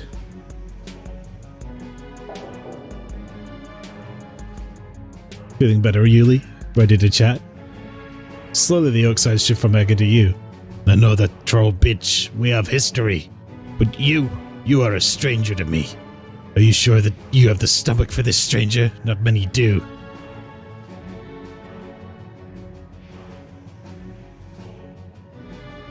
I have the stomach for all sorts of things you can't even imagine, Yuli. The Shadowrunner thinks she can frighten me. His voice sounds stronger now. The stutter that marred his speech has almost completely faded away. How adorable. Oh, Yuli, you should be frightened. She slaps him across the face, splitting his lip down the middle. The impact sounds like a gunshot. You're in serious trouble, my friend. Edgar leans in towards the engineer. He recoils, grinding the back of his head against the grease-stained Duraplast tiles. You're helpless, a fucking cripple. Her voice comes out in a snarl. But if you answer our questions, things will go easier for you, so tell us, whose payroll are you on? She grabs a fistful of the orc's hair and lifts his head. Her face is inches from his. Tell us who sent you to Shattered Nest. There's a long pause. Eventually the engineer looks away. Alright, you want to know so badly, I'll tell you. Tamanos sent me here. The one to use the Shattered Nest is a base of operations in Berlin. My point of contact is a ghoul named Beetle. He leans forward and locks eyes with Edgar.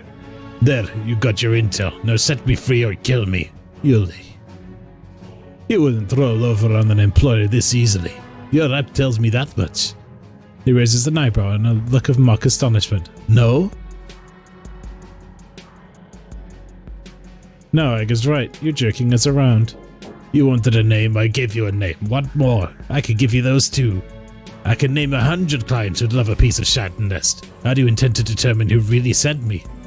I've got a couple of ideas. You can try beating the truth out of me. You can try cutting on me. Get creative with the pliers if you like. Every time you hurt me, I'll give you a different name. Torture me or don't, it'll all end in the same way. I'll be dead, you'll know nothing for certain, and my clients will move ahead on schedule.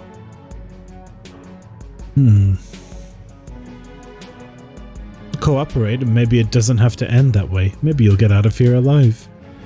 You think I'm delusional, woman? I'm already dead. And she, troll beside you, is going to put a bullet in my brain as soon as she gets what she wants. Just look at her. Take a long look at that ugly troll face. She's just aching to put me in the ground.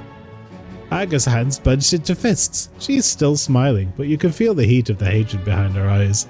You've got bigger issues to worry about than my face, Yuli. If you don't start telling me what I want to hear in the next 30 seconds, this is going to get messy.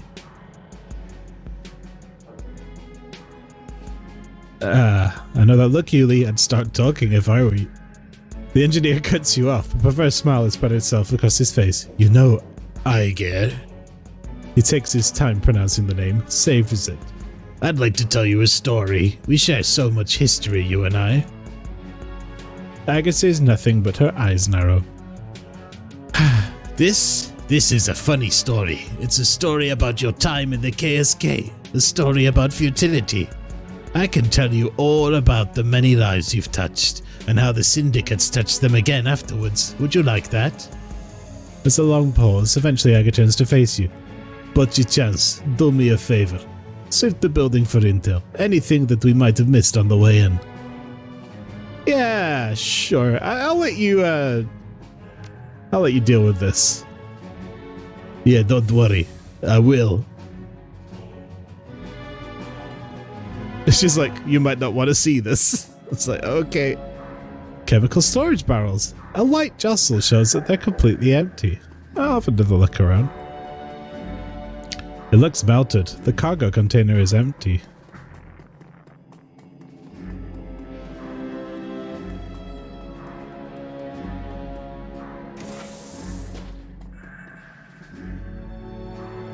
The broken body of a human man lies on the floor. His face is a mess of fresh cuts and congealing blood, and his head is oddly deformed. Despite his wounds, his mouth is twisted into a macabre smile. Judging by the shape of the ganger's head, you'd guess that his skull has been fractured in at least 3 places. The center of his forehead is particularly gruesome. It looks soft, as though the skin was stretched like a tent between shards of broken bone. Looking up, you can see a great smear of gore on the door in the room that you found him in. The implications are clear. This man bashed his own head in trying to get out, and he did it with a smile on his face. His hands are badly broken too. You've seen these sorts of injuries after bare-knuckle fistfights, but never anything this severe.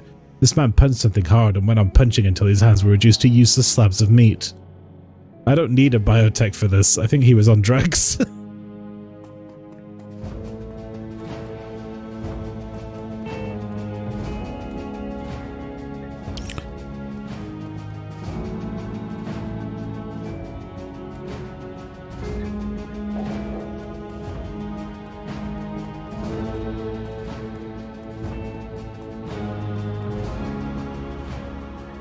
There's a small ledger lying on this crate. The cover is cheap leatherette and the paper is tissue-thin newsprint. Don't break open doors with your forehead, okay? That's true. Not a good idea. The pages are filled to overflowing with handwritten text. You don't recognize the language, but judging by the accent marks, you guess it's a Scandinavian tongue. While you can't read it, the arrangement of the text tells you the ledger is primarily being used as an address book. I'll take that. Might be useful.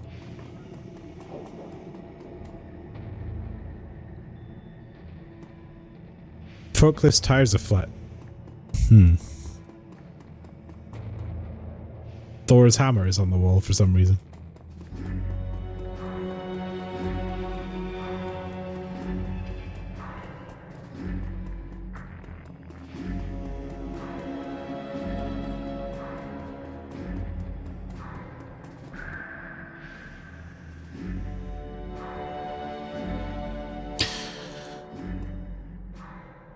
As you approach, you can see the engineer's chest is sheeted with blood. Most of it seems to be streaming from his nose, which has been crushed into a wad of bloody meat.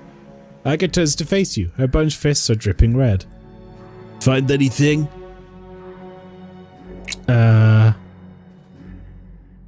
Having fun. I'm not doing this for fun. I'm doing it because he deserves it. If you know what half of this bastard has done, if you'd heard the things that he just told me, you'd do the same.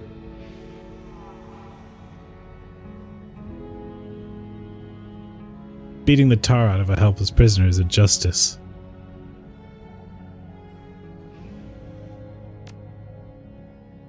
Just tell me what you found. Yes, please. The engineer's voice is thick and wet. He smiles through a set of gore-streaked teeth. Enlighten us! I found this ledger. I don't recognize the language, but it looks Scandinavian. I get at least through the journal, quickly flipping through the Soikaf-stained pages. Norwegian maybe, but I'm thinking that this is written in Bokmal. I can't read it, but it looks like a shipping manifest. Yeah, something like that. There are a lot of addresses in there. She rifles through the pages, looking at the cheap paper with a thumbnail. Looks like addresses all the way through. Some are annotated, but I can't see any names. 2/3 of the way through the book, she stops short. Finds something interesting? Wordlessly, she turns the journal around. At the top of the page, written in a different hand, is a single word. It's written in English, but you can understand it all the same. Wednesday.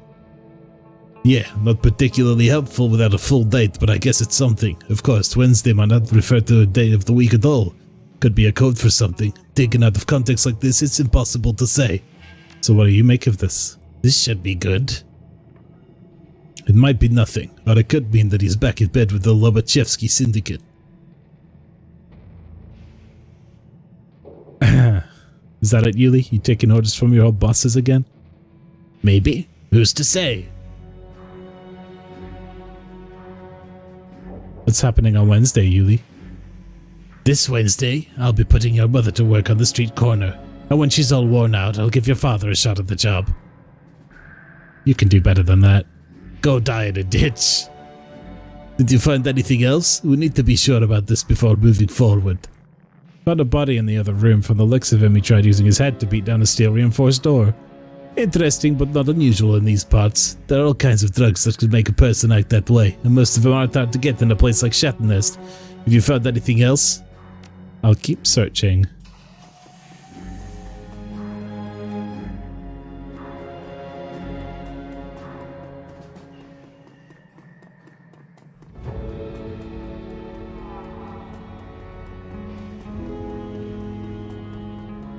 This seems pretty sus to me, and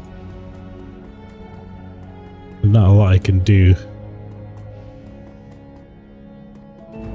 with my lack of information.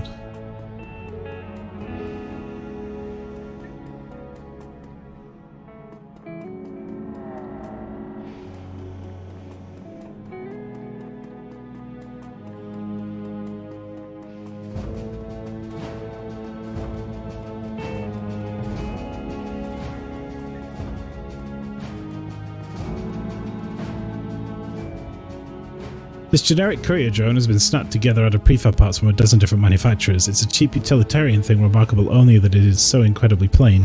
A half-bright teenager could cobble something like this together in an afternoon. The drone sits in a charging cradle, its turbofan unpowered. A cheerful green light blinks out on its front panel to remind you that it's still active.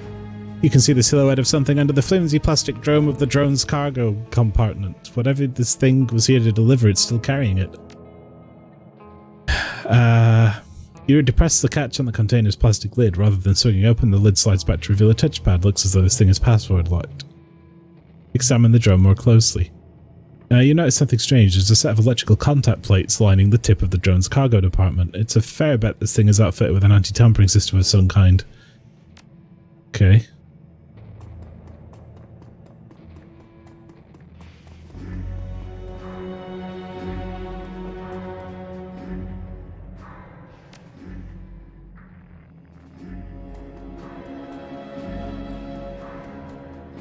I don't have much choice. Smash the plastic. Holding the drone steady with one hand, you shatter the flimsy plastic that protects its cargo with the other. The reaction is swift and violent. Within a fraction of a second, the air is filled with a loud hissing sound and the drone erupts in flame. The growing hole in its undercarriage begins spitting out a hail of white-hot sparks. You've seen this kind of reaction before, a thermite charge, no doubt wired to act as an anti-tampering device. It'll continue to burn through the drone until there's nothing left. You reach into the hole that's smashed in the component's lid. The heat is unbearable and your body is showered with white-hot sparks. Everywhere a spark touches you, it burns a neat pinhole through your clothing, and a white-hot lance of pain arcs through your body. In retrospect, this might not have been the best of ideas. Ow! You manage to pull your hand back out of the drone and stumble back. The drone collapses in on itself, burying whatever it was carrying in a sludge of molten metal and plastic. Foul-smelling smoke pours from the remains. Yep, I had no way of getting that.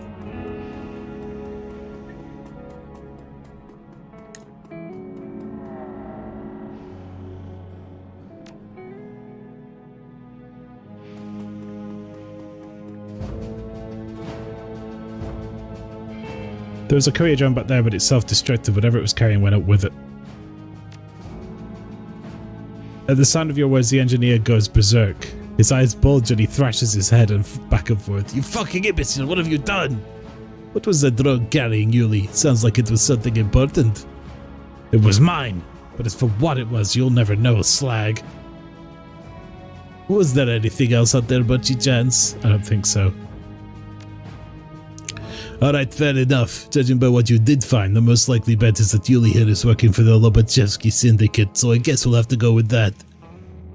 You're wrong, Stag. I'll give you that much for free. Oh, shut up, Yuli. In a single smooth motion, Iger draws a knife from its sheath and buries it in the engineer's throat. He lets out a startled gurgling sound. The noise carries for a long time. What the hell, Iger? We weren't done with him. Yes, we were. She wipes the dripping blade on the engineer's coat and then slides it back into its sheath. Fair enough. Torture wasn't going to get us anywhere. In my experience, it seldom does.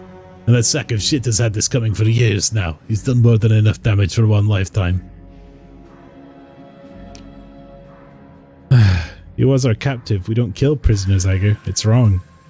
You knew what this job was, what we came here to do. If you didn't have the stomach to see it through, you should have stayed at the Kreutz Bazaar. What do you propose that we do now? Inform the F-State? Well, first we search the body. Who knows, maybe he has some additional evidence on him, or in him. Could be that he has headwear storage. We won't know until we go digging. Alright, let's get this over with. I can't really tell her not to do it. She's got history with this guy, who is still moving around, by the way. Time passes, the job is long and unpleasant, but eventually you find something. A hidden storage compartment in one of the engineer's cyber arms. Deactivated as his cyberware is, it takes some prying to get it open, but Iger leans in and puts some muscle into it. With a metallic snapping sound, the compartment yawns over. Iger reaches in and pulls out a cylindrical object about the size of a beer can. She inspects it and a smile creeps across her face. Does that mean something to you? Yeah, actually, it's a pulse grenade. The last I heard, the Russian military were developing them as crowd dispersal devices, but that was years ago. Looks like Yuli kept a memento of his time in the Spetsnaz. She examines the grenade with a critical eye. Looks like typical Russian engineering. Clug keep it functional. If I took this thing apart, I bet that I could figure out how they made it. Anything else in there? No, not that I can. Without warning, the engineer's cyberarm begins to twitch. His body bucks convulsively while his dead eyes stare straight ahead. Iger snatches her hand back and steps backwards. What the hell? Ah, gross. The engineer's body surges forward, a violent convulsive motion.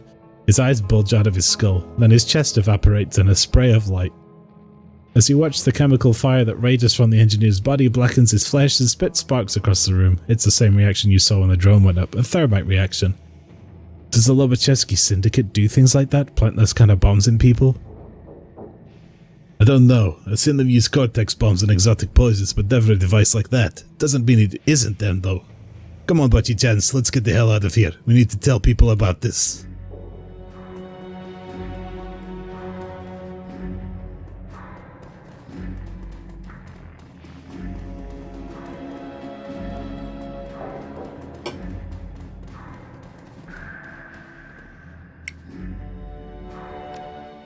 Okay. Sort of an investigation mission. The U-bomb whisks you back towards the Kreutz Bazaar. Iger standing by your side, the image of the engineer's body disintegrating in flame replays itself over and over in your mind. The bright flash, the shower of sparks, the overpowering stench of sizzling meat. A blue-green afterimage hangs suspended in the center of your field of vision, and it refuses to be blinked away. From what Iger told you, the engineer was a menace, an international criminal at the top of his game, and as you watched, he was consumed from within by a device that marked him as disposable. The rattle of your U-Bahn car coming to a halt shakes you from your reverie. You're home. Great.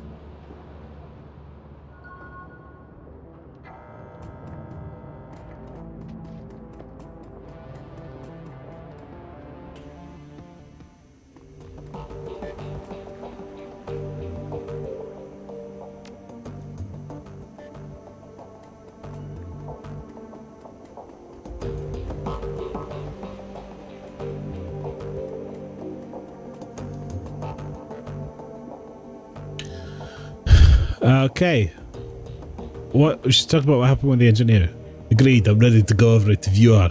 Found some evidence to suggest that it was the Lobachevsky syndicate, but nothing concrete. That worries me. Yeah, and what I do.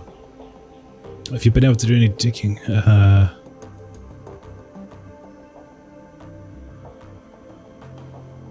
you been able to do any digging since we got back? I need to know that we made the right decision back there. I've been keeping my ears open. Haven't heard anything definite yet, though. Now, based on what we found in the warehouse, I do think the Lobachevskys are the most likely suspects in this. Yuli had worked with them before, and I could see them trying to roll over Shatnest, use Alkan's razor. It's probably them. It's also possible we had Bannock publicize a bunch of false information. We didn't find any definite proof. In my experience, you usually don't. You work with the intel that you have, and you make the best decisions you can in the moment. It's easy to fall into the trap of second-guessing ourselves, but we shouldn't let it consume us. We have other things to worry about. Yeah, we need to focus on what's ahead of us. Glad to hear that we're on the same page. Now, is there something else you wanted to ask? When I left the room to search for clues, the engineer told you something. Something that pushed you over the edge. The son of a bitch said a lot of things. What of it?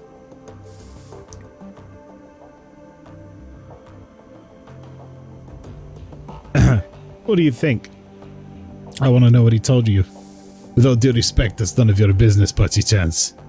Isn't it? You beat the tar out of that man because of what he told you. As your team leader, I need to know what happened. Why that happened. You really want to know? Alright, fine, I'll tell you. He told me about a bunch of Polish towns that my unit swept for syndicate activity. He told me how the mob poured back in right after we left, and what they did to the people who had accepted our help. He told me about the beatings, the rapes, the killing rooms, and the torture, and worse. He relished in describing it, the relentless, hideous barbarism of it all meant to teach some sort of lesson. I think that's the cruelest part of this entire story. Those people, they didn't need a lesson in how terrible life can be. They live with that every day. Yuli seemed to find all of this hilarious. Yes, I know that he was pushing my buttons on purpose, and yeah, I know that he was trying to make me lose control, but the hell with it, he deserved a good beating.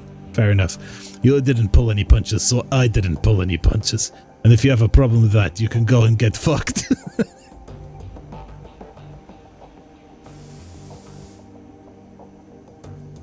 Cool down, we're both on the same side here. I know, sorry, I guess I'm still a little on edge about this. It is exactly what Yuli wanted, of course. I just kind of thinking, what if he wasn't playing me? What if those things did happen?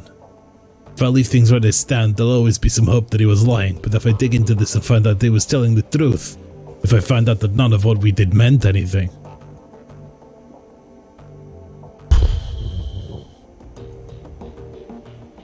Even if he was telling you the truth, that doesn't invalidate what your unit was doing over there.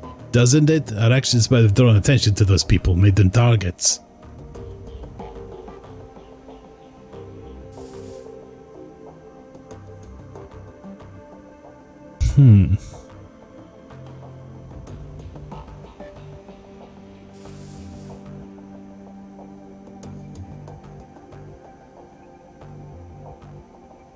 It wasn't your decision, you were on a mission? No.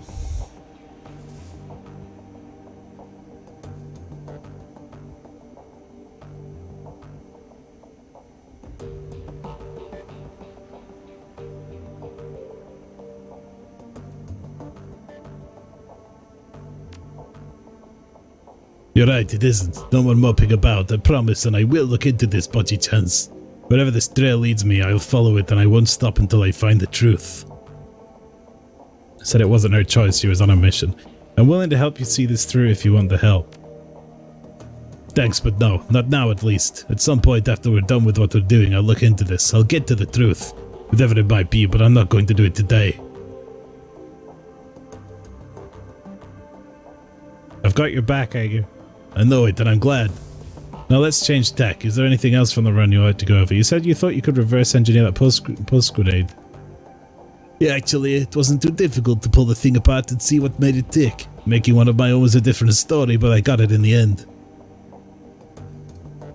Meet the newest addition to my arsenal. I call it the Voltaic Grenade. It's based on the same principles as the Russian pulse grenade, but with a few tweaks of my own. You said these things were designed for crowd control? Originally, yeah. Mine is a lot more bite, though. I bumped up the amplitudes quite a bit. When the thing goes off, it'll both shut down the nervous system and cook the organs of anyone in its blast radius. Sounds nasty. It is. You wouldn't want to be on the wrong side of one of these. For now, I've only managed to make one Voltaic grenade. They aren't the easiest things in the world to manufacture, or the cheapest. But I should be able to scrounge up enough raw materials to put a new one together between each run. Sounds good to me. Alright.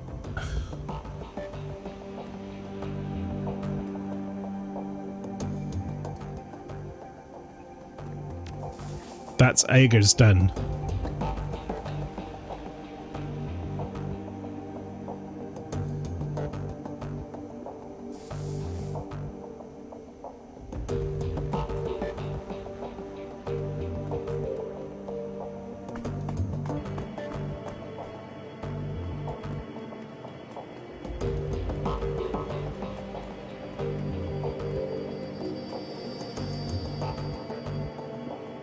And finally, I'm hoping to get this done, Glory's Run.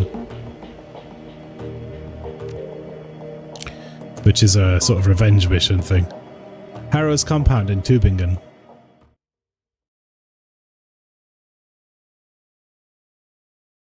Then we will have done all the loyalty missions, I think. The drive from the Kurzbazaar to the Schön Forest was a long one. Schönbuch Forest was a long one. For over 6 hours, you and Glory rode in relative silence with only the sounds of the road for company.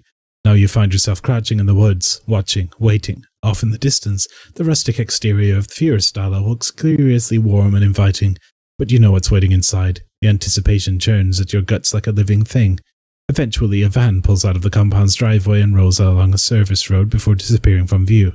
Glory gives you a nod and begins to scramble forward. Harrow has left the building. It's time for you to make your way inside. It's time for me to make my way inside indeed. I'm going to take some stuff. 3 AP and 2 movement for 1 round. I'll take another grenade too, why not? Those are fun. You have karma available. No, not enough. The weathered edifice of Führerstelle looms above you and darkens sinister in the chill night air. Despite the horrifying stories that Glory told you about this place, something about it feels strangely comforting. In the back of your mind, insidious voices whisper that you could stay here forever. Do you feel it, the lure of this place? Glory gestures with a limb of chrome and steel. When I was a kid, when I was whole, the pull was irresistible. I feel it, it's almost pleasant. It's meant to be, that's how it gets to you.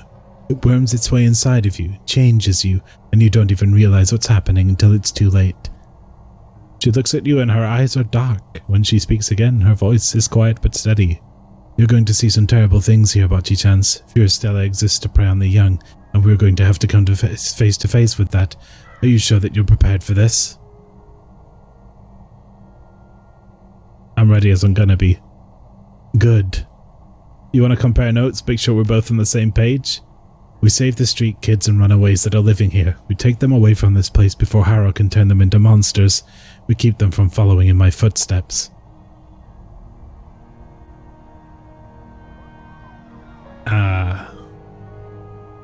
We rescue the kids here, but I think that we should also try to kill Harrow.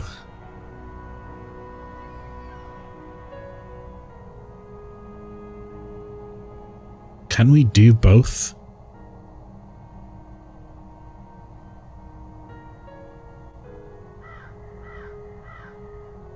This is your run, Gloria. I'm just here to help you see it through, so what do we do first?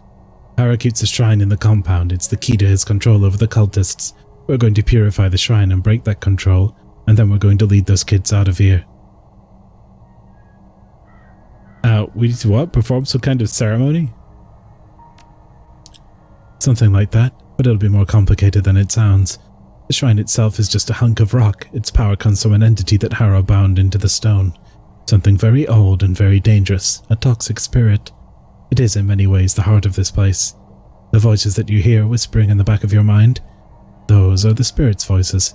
It saps the will of anyone who sets foot on these grounds.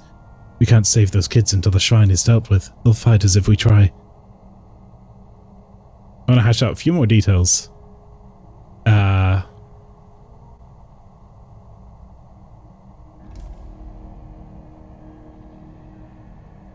How do we purify the spirit? Some sort of ceremony? Something like that. It'll be easy to just show you. I've got everything we'll need right here. When the time comes, I'll conduct the ritual, but before I can do that, we're going to have to face the spirits on its own terms, and that's going to be dangerous, Bocce-chance. Why not just kill the spirit? That spirit has its fingers in the minds and auras of every kid in this compound. If we kill it, those kids will get hurt. They might even be killed. We can't take the risk, but if we can cleanse the adversary's corruption from it, it might withdraw from their minds willingly. And then we can get them out of here. Exactly. If it controls the people here, then how do you have anything to feel guilty about? Nothing that you did under Harrow was really your fault. I wish that were true, but it isn't. Back before I ran away, Furistella was nothing more than a cult of personality that revolved around Harrow. It didn't need magical help to keep us here. We loved him and we believed in his message. He created the shrine as an insurance policy. And you think that something has changed and that he started abusing the shrine's power? Yes, and I think that my escape was the cause of that change. I know Harrow. When I ran, I bruised his ego. His charisma and charm had failed him, and my disappearance rubbed his nose in that failure. He wouldn't be willing to chance something like that happening again, not when he had the means to prevent it. So the cultists here, they're like puppets? The shrine controls them? Not exactly. It's more insidious than that. Think of the shrine's influence as a drug. It lowers your inhibitions, makes you compliant. If you were to stay here for a couple of days, you'd fall in love with this place, and you wouldn't even know why. All of Harrow's bullshit would start to make sense. You'd be happy. In essence, all of the street kids here are addicted to this place. That makes them a threat, yes, but also makes them victims. Okay, what else will we do? Let's go.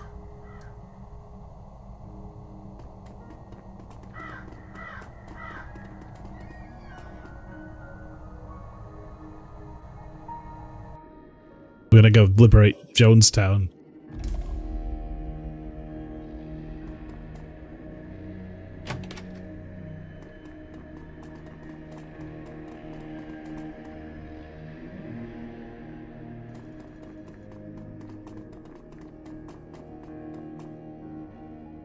You can hear a distant murmuring sound coming from inside the room. Voices, 3, maybe 4 people all talking amongst themselves. You can't make out what they're saying, but one of the voices sounds desperate. You've heard that tone before. It's the sound of a man pleading for his life. We should keep moving. Whatever's going on in there, we don't want to get involved. It sounds like someone's in trouble in there. I don't doubt it, but we can't do anything about that right now. These cultists in there have been brainwashed by Harrow. Whatever they're doing, they aren't doing it of their own accord. After we've purified the shrine, then we can intervene. But if we go in there now, they're going to attack us and we're going to have to kill them. That's not what I came here to do. Okay, fine. Let's just do what you said. It's Glory's run. Glory's run. He knows what's up. The doorway shimmers with a faint red light. As you approach the door, you can feel a squirming sensation in the back of your skull. Your limbs begin to tingle, then feel heavy. The closer that you get to the doorway, the more of a struggle it is to continue moving forward. It feels as though the strength is being siphoned from your body. We have 6 willpower! You grit your teeth and lean forward, forcing your heavy limbs to move through sheer force of will. As you near the doorknob, it begins to glow red. Crackling sparks leap from the glowing brass, and the crisp smell of ozone fills the air. You wrestle an arm up from where it hangs at your side and reach for the sparking doorknob. A moment later, you feel a cold metal hand grasp your shoulder. Glory. She speaks a single word. Don't.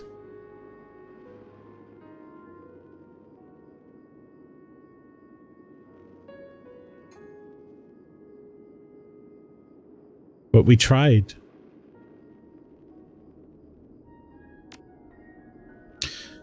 As you step away from the door, the crawling sensation gradually recedes. A moment later, the strength returns to your limbs.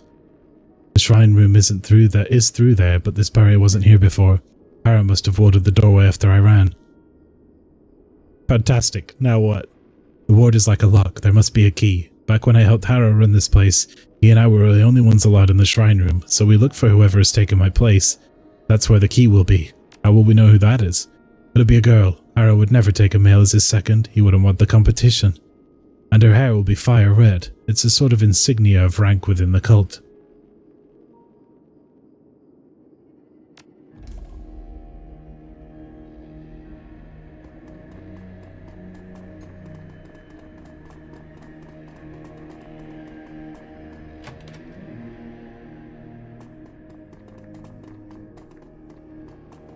Stuff. An ostentatiously large tome sits cradled on this pedestal. The paper is robust and fibrous, and the binding has been expertly stitched. A steel plate running along the book's spine anchors it to the pedestal. Glory stares down at it, frowning. Harrow's manifesto, the handcrafted line of bullshit that he feeds to his initiates. We all lit it up with a smile and came away convinced that he was a genius. She leads through the pages with an articulated finger. Looks like he's expanded it over the last few years. It's at least twice as thick as it was when I lived here. Maybe there's something in there we can use. I don't want to hang around long enough to find out. This is Harrow's personal library. He used to experiment in here. There were dangerous things in here, Bachi-chans. Sick things. I was never allowed in this room without Harrow. Nobody was. He said that it was for our safety, and I think that he was telling the truth. I feel uneasy being in here. I don't want to stay any longer than we have to.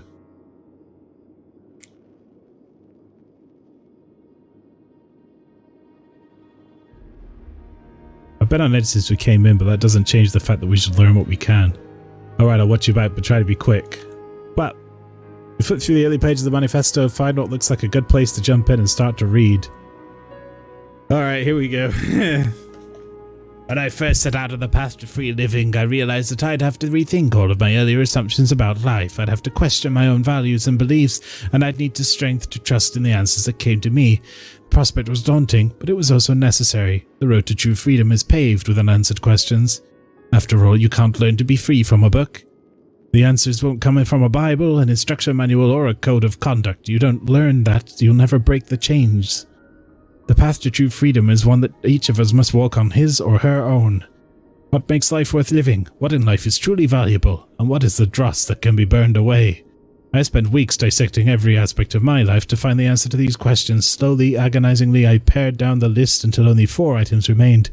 Those 4 items became the cornerstones of my new philosophy, and the basis for everything that Furistella stands for. Love, the first cornerstone and the most important. Without love, life is bland and meaningless. Without love, we might as well be machines. Love what you do, love the people around you, but above all, love yourself. Self-determination, the second cornerstone. Each of us must be his or her own shepherd. No more gods and no more kings. Your life is your own. Lash out against anyone or anything that tries to treat you like property. An assault on your freedom is an assault on your whole being, and it must be met with an equally ferocious response. That's a little bit ironic considering his fucking racket. Charity, the third cornerstone. A miserly life is an empty life. If each of us is his or her own master, then nobody should live as a serf.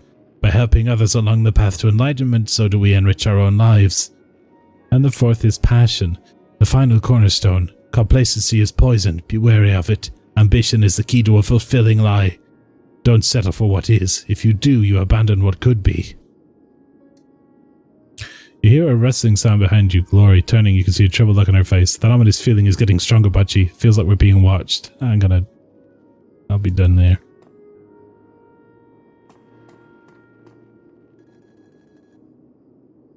I cannot hack this terminal.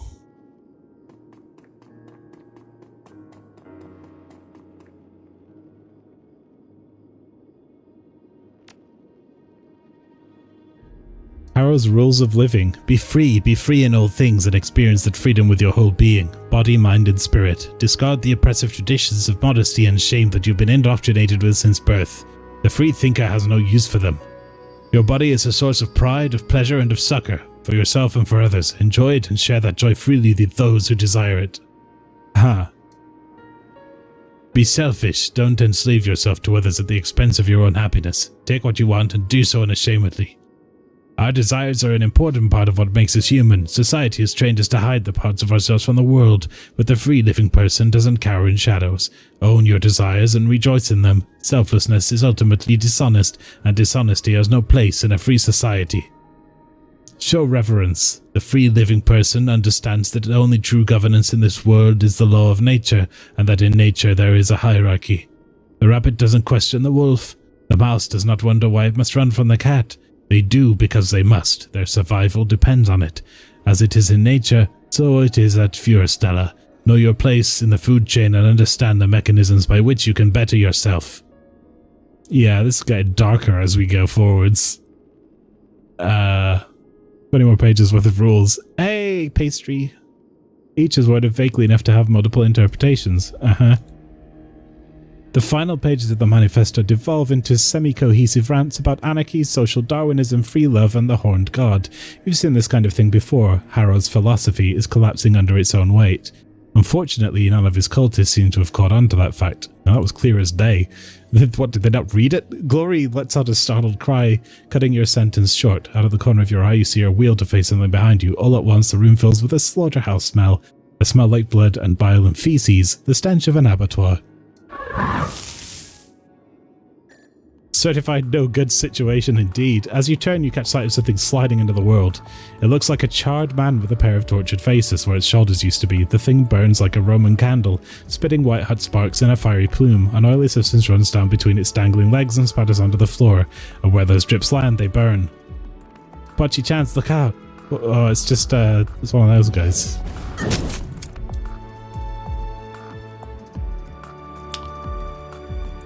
I bought this spell and I can't even use it because we don't have enough AP. We can only use it if we have our full party.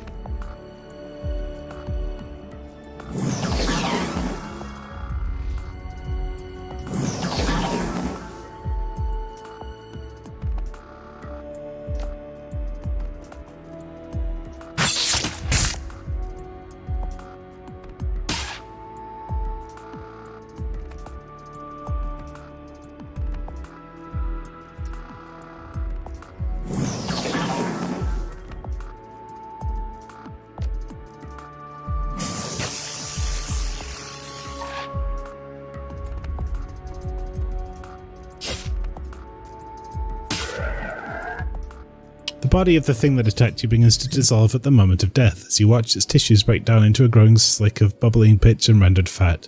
The hell was that? Something from another place. Glory stares at the remains of the creature, now a dark stain on the library's floorboards. Like I said outside, the boundaries between the physical world and astral space are weak here. Things can come through. I see.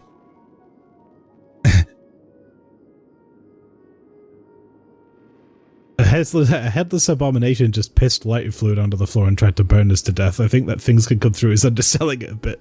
No, I believe you. Let's clear out before it happens again. Yeah, this is a... I just wanted some story, Glory.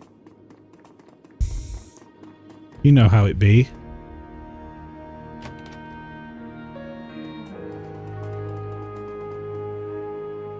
Ooh, a fridge. As you open the refrigerator door, a whiff of ammonia sticks in your nostrils. Watery light glints off of the door's polished interior. The fridge is stacked full of large plastic bins, all tightly sealed and neatly labelled. It's hard to tell through the opaque plastic, but they appear to be full of meat. You pop the lid off a container to take a closer look. The first thing that hits you is the smell. The meat in here is beyond rancid. White mould frosts the sides of the bin, and it's all that you can do to keep from gagging. As you rush to put the lid back on, you recognise a familiar shape in the rotten meat. A mangled human hand. Is that what I think it is? Ritual supplies. The adversary prefers them aged. Harrow teaches all of the initiates how to do it. How to harvest the meat, how to store it, how to label it. Nobody likes doing it at first, but you learn. By the end, it doesn't even bother you anymore. This is beyond fucked. We need to shut this place down. Rescuing the initiates will put a dent in Harrow's operation for a while. At least they'll be safe. Let's keep moving. Beyond fucked. Yeah, this place is full of fun and interesting things. Ooh, medicine. Yoink!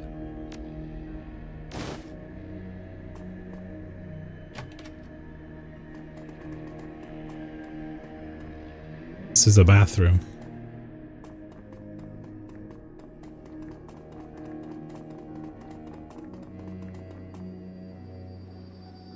This is the Initiate's dormitory. The new arrivals are brought here. There's still hope for these kids, Watchy Chance. Harrow hasn't had a chance to ruin them yet.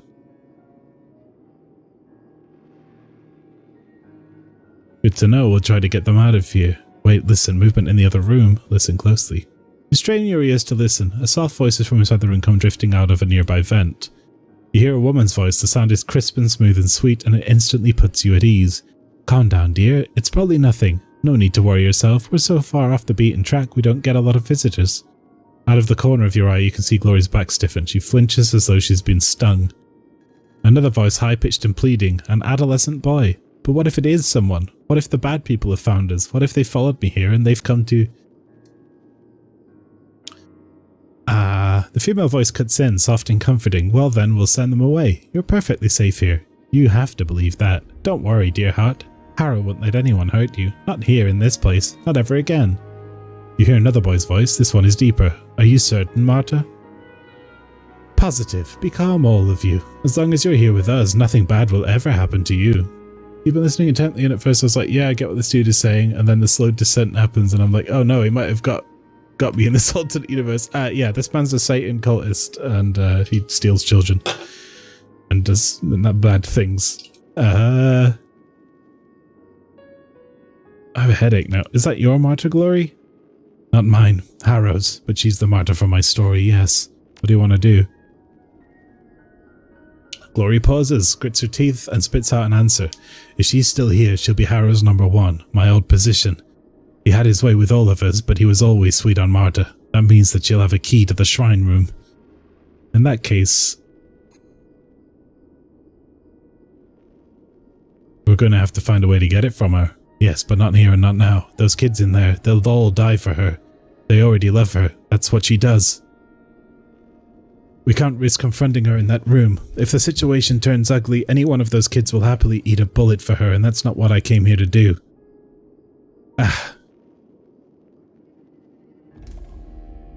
We came here to save those kids, not get them killed. We'll wait until Marta leaves and follow her.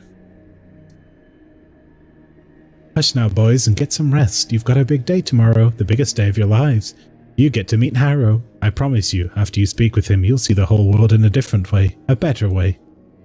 All right, Marta, have a good night. You too, dear heart, all of you.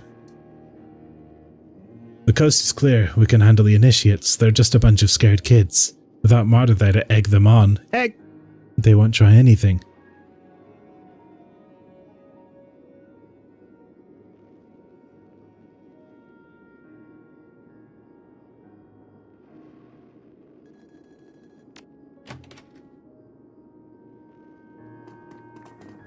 Game saved.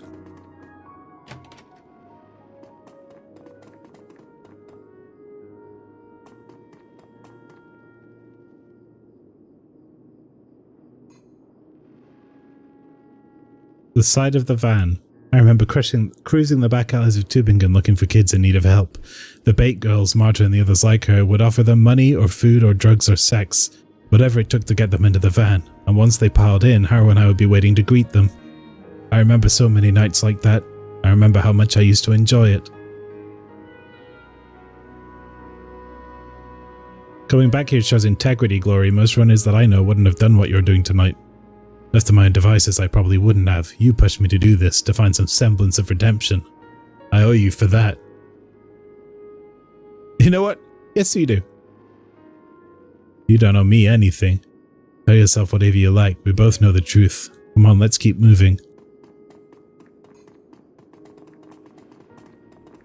I will go into that room. I'm just having a good wander.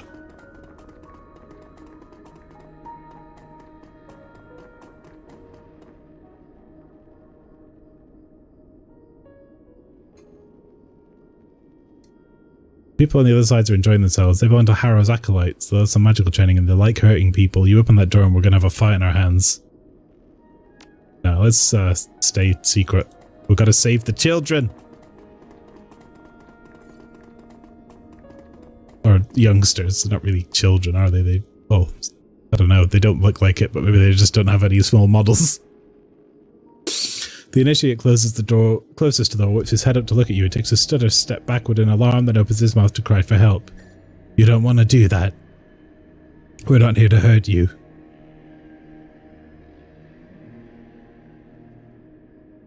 We're friends of Harrow's. Don't bother calling Marta out here. We're just going in there to have a word with her.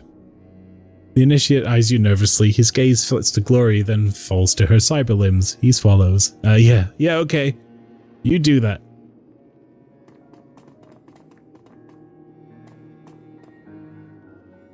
The initiate by the door is staring at Glory's limbs, her eyes wide. She's a mousy little thing, probably somewhere in the vicinity of 17 years old, with purple contact lenses and a shock of blue hair. He glances up at Glory, blinking. You used to live here, didn't you? I've seen your picture before. Really? I think so. I didn't look at it long. It was in a room I wasn't supposed to be in, but I'm pretty sure that it was you. It probably was. You're right. I did live here, a long time ago. I was like you back then, a scared kid brought here by Marta for a chance at a new life. I like Marta. She's so nice. I always feel safe when I'm with her. Most adults aren't like that. They either don't notice you or they do for the wrong reasons, but Marta, she cares about us. There's a long pause and the initiate looks to you, screwing up her courage. She speaks. Can I ask you a question? Go ahead.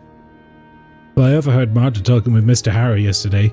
I think they were talking about our meeting with him, the one that Marta was just telling us about, where we'll learn to see the world in a different way. Go on.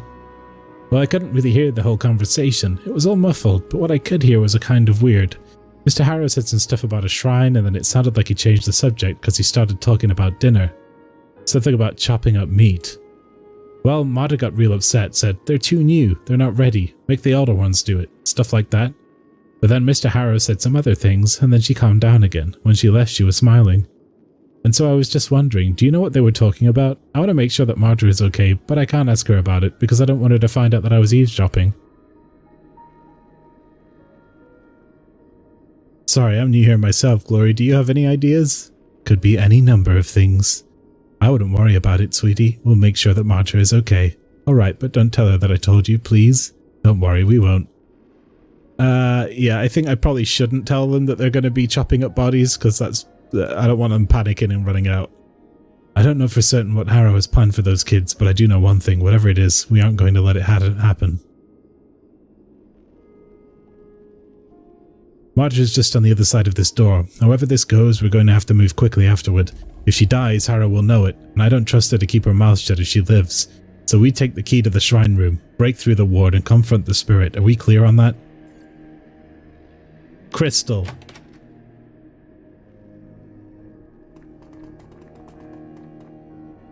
The woman in this room is lovely. Full lips contrast artfully with her fine elvish features, and a tumble of fire-red hair spills down over her shoulders. Beyond her physical beauty, there's something inherently approachable about her. She exudes an almost palpable aura of kindness and warmth. Marta, Glory's old lover, the lure that Harrow used to draw her, and so many others, to Furistella. She looks up with a start at the sound of your approach. Her eyes go wide at the sight of Glory. As she takes in her cyberware, her mouth falls open in horror. Glory? Yes, Marta, it's me. It's been a long time. It has. Glory, what have you done to yourself? What I had to do. I got out, Marta. This was the only way. Oh, Glory. All at once, the horror on Marta's face is replaced with an expression of profound sorrow. I'm so sorry. Marta steps forward, her arms extended to wrap Glory in a hug. All at once, something in Glory's face changes. Her skin goes from pale to pallid, and her breath becomes ragged. She takes a step back and raises her claws into a defensive posture. Don't you touch me. You're one of Harrow's creatures. You always were. One of his creatures? Glory, what are you talking about?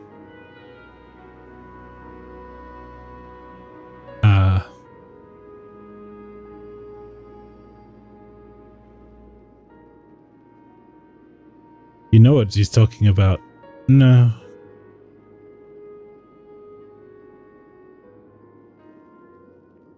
Keep your cool, Glory. This isn't like you. Look at me, Bocce-chance. Take a good long look. I was forced to sacrifice my own body in order to escape from this place, to hack away what made me human, and she's the one who brought me here.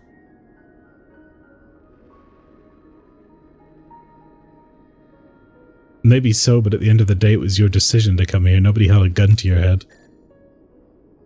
You're right, of course. It was my choice. But that doesn't change what she is, or what she did to me. If she hadn't found me, hadn't baited me here, none of this would have happened. None of what? I haven't done anything. If you'd just left me where you found me, I wouldn't I never would have hurt anybody. My mother would still be alive. I never would have sold my soul to that abomination that you all worship, and I wouldn't have had to sacrifice my own body to escape from it. This place took everything from me, and it all started with you. She looks genuinely hurt. Harrow and I rescued you from a life on the street.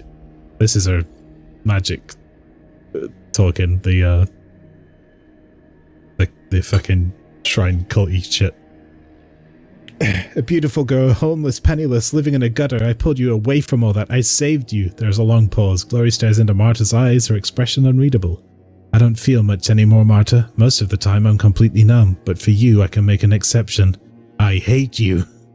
I'm sorry that you feel that way, Glory. For my part, I still love you. The razors flick out of Glory's fingertips, her lip curls into a snarl. Another lie, the last one you'll ever tell. See, I don't think that she's lying. I think she believes what she's saying. It's because it's true. I'll prove it to you. The words come stammering out of her eyes, fixed on Glory's razors. Ask me anything you want. I'll show you that I'm telling the truth. I never wanted anything bad to happen to you, Glory, not ever. She wheels to face you. Why are you listening to her? She's just telling you what you want to hear. That's her whole purpose here, remember? She's bait. Why should we listen to anything she has to say?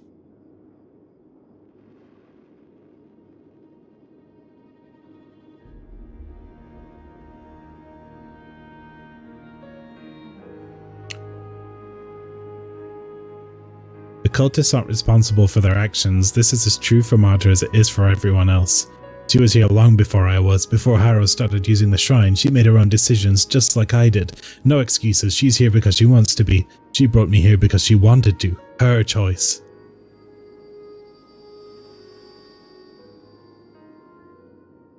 That might have been true then, but she's been living under the shrine's influence for a long time now. She's no more in control of herself than anyone else here is. Maybe she's being compelled to lie to us. I'll accept that. It doesn't mean that we should trust her. We're wasting time and we need that key. If Harrow gets back here before we've dealt with that shrine, we're fucked.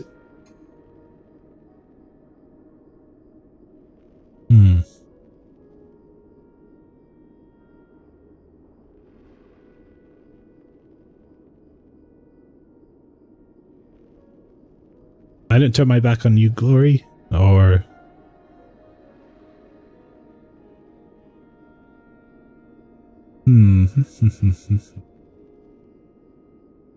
You shouldn't... You need... a bit.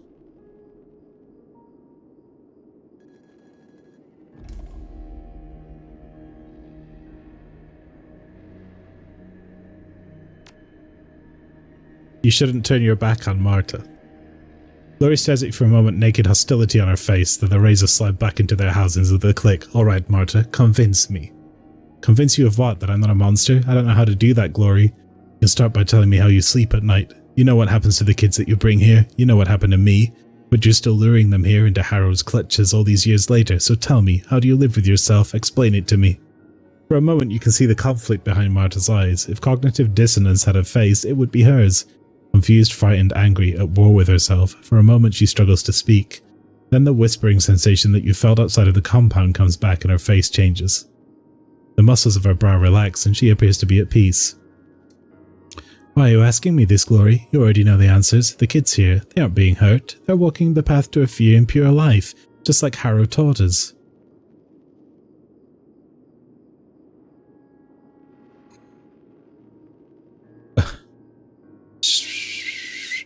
The shrine is whispering to her, Glory. I can feel it too. She's blissed out on it, like you said. Marta continues, her joyful smile widening. Her voice is placid. Harrow is a great man, a prophet. True, sacrifices have to be made, but what he makes in return, what he brings in return, it's so much love, Glory, you remember. Glory grits her teeth, but gives you a small nod. Yeah, you're right. After so many years living here, I don't know if she even knows what normal feels like anymore. He steps forward and grabs Marta by the shoulders. It's a curiously soft gesture. Marta, if what you're saying is true, if you ever really did care for me, then please give me your key. It's important. Key? Whatever you use to get past the wards outside of Harrow's shrine. I need it. Don't ask why. Just do this for me. You owe me that much. She looks momentarily conflicted, then at the moment passes. No. Harrow said I had to guard this. He told me that I could never take it off. I can't question one of Harrow's orders. It would be wrong. Don't you see anything ironic about a cult devoted to freedom and rebellion with a totalitarian leader?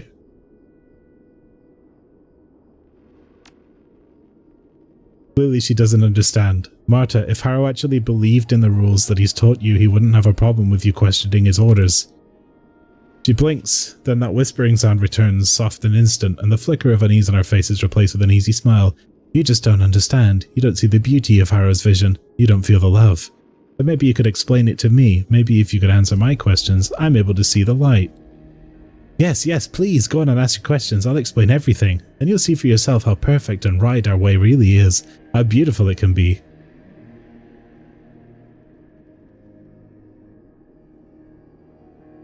I've read Harrow's manifesto. It looks like he spends a long time talking about charity. Yes, of course, charity. The kind that I practice when I rescue young people from the streets. But then in his rules of living, he says that all free thinkers are supposed to be selfish. Well, yes, but... And after that, he says only the strong deserve to prosper, so which is it? The confusion washes over her face again. She begins blinking agitatedly and fidgeting. Then that unseen force clamps down again and she seems to calm. You just don't understand the beauty of his message, the truth behind it. Harrow is evil, you get that right? I mean, he worships the devil. What else do you need? The smile dies on Marta's face. I don't know what Glory told you, but the adversary isn't the devil. Calling him that, reducing him to a cartoonish embodiment of evil is an insult. The adversary that I revere is the personification of rebellion, conflict and change, of anarchy. The fact that you live in Berlin but hold the adversary in contempt proves one of two things. Either you're ignorant or you're a hypocrite.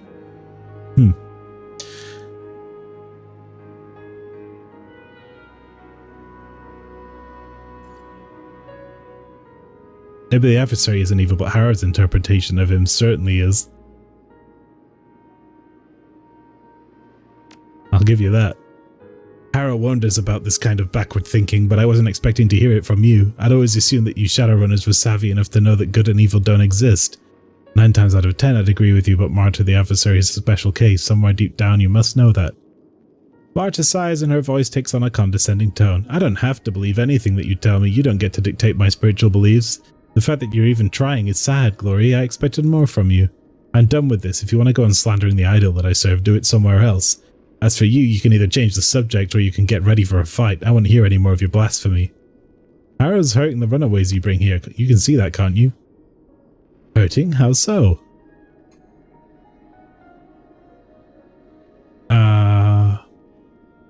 He's going to make the initiates, the young initiates like the girl in the next room, do something horrible. That girl, such a sweet young thing. I rescued her from a bad place, Glory. Her and the boys in that dorm as well. But they're all safe now, and isn't that what's important? Are they? You know what I'm talking about, Marta. The harvesting. The meat. The confusion washes over her face again. She begins blinking agitatedly and fidgeting. Then that unseen force clamps down again and she seems to calm. It's regrettable, but it happens for a good reason. The sacrifice keeps us safe here, and safety is something that a lot of these kids have never known. The initiates have to learn how things are done here. Harrow told us so. That's what it all boils down to, doesn't it? It has to be this way because he says it does. He's a great man. He would never hurt us. Whatever you say, you're taking everything out of context. You don't understand. No. He's corrupting you all. How many of them has he taken as his wives, yourself included? A lesson in Puritan values from a Shadowrunner. How quaint. This isn't about you. I don't care what you do, Marta. I'm talking about child abuse. Harrow doesn't take the young ones for wives. I don't know what Glory's told you, but he isn't a monster. And even the youngest initiates here aren't children. Not really. Life on the street took that from them a long time ago. Oh, okay.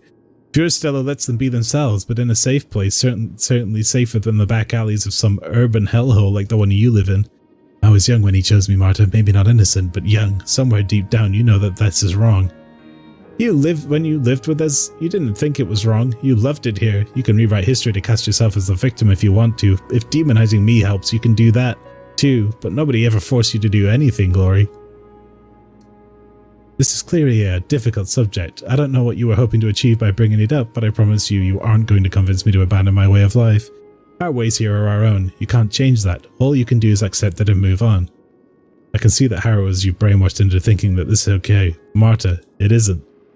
You just don't know when to give up, do you? Our ways aren't yours, but that doesn't give you the right to judge us. Who are you to impose your ideology on this commune? An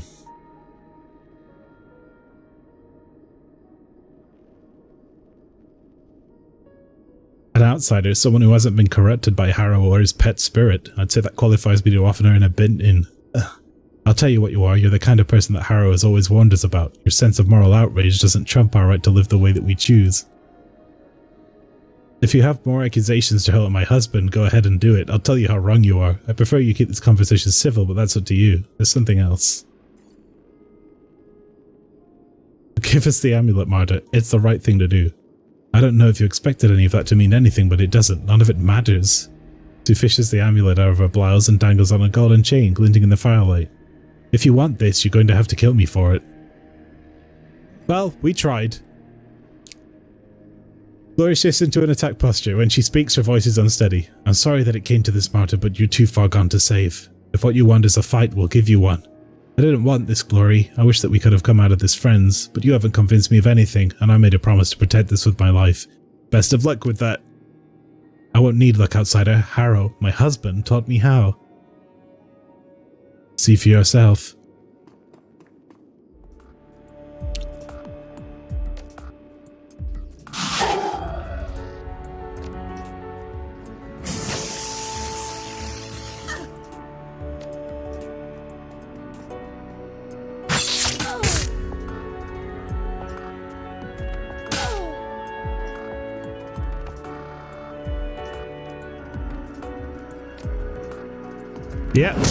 Yeah, good job, Marta.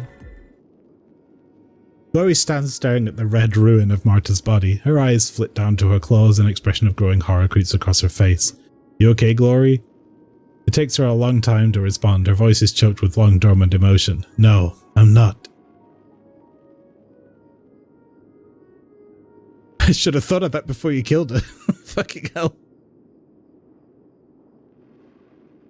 Sorry, but it had to be done. It really did. Yes, I know. She was just as bad as Harrow. Killing her was the right thing to do. Your astonishment, you see her eyes are welling with tears. All at once the blood drains from her cheeks. She wipes the water from her eyes with a cold metal hand. Save the consolation speech. I'm over it. Damn. We got what we came here for. Let's finish this.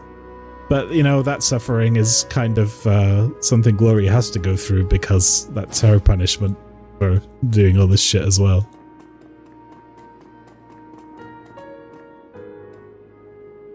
You monster, you killed Marta. Couldn't be helped. Harrow's going to get you, you'll see.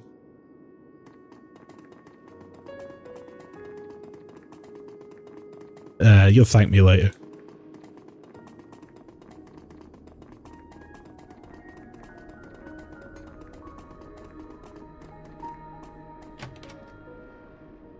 As you step forward, the scintillating red light that streams from the doorway flickers and dies. There's a strange lurching sensation in your gut, but it clears almost instantly. The door swings open with a touch. I'm going to put a smear of this on your forehead. It's a sort of alchemical balm. Harrow taught me how to make it. She unscrews the cap from the jar, revealing a pale white ointment. The surface glitters strangely in the dim light. If you ever wondered where my share of the take from our jobs has gone, this is the answer. Powdered orichalcum isn't cheap. What does the ointment do? The boundaries between the material world and the astral plane are weak in this place. Things can bleed through. The balm is like a lens. It focuses your perceptions, makes the haze real. Perceptions. She applies a smear of ointment to her forehead. It looks like a glob of glittering white paint. Are we Twilight vampires now? With this, we can deal with the spirit on its own level. I'm glad you came prepared. She dips her finger back in the balm and traces it down your forehead. The ointment feels cool and oily on your skin. I didn't have much of a choice. There's no way that I could pull this off without my alchemical assistance. I wouldn't even want to try. She fishes in her bag a second time and pulls out a pair of silver necklaces. A rune-inscribed pendant dangles from each. This will protect your astral self from spiritual possession. Don't take it off while we're dealing with the shrine, whatever you do. Sure. Glory puts on her own pendant. The necklace glitters slightly against her pale skin. We don't know what's going to happen when we step into that room, by chance. We're playing with forces outside of our control. Are you ready to do this? Ready as I'll ever be. Let's go then. Once we purified the spirit, we can see about rescuing those kids. Harrow will get away, but we can worry about that later. That's the plan, let's do it. If we get an opportunity, I'll shoot him in the forehead, but for now.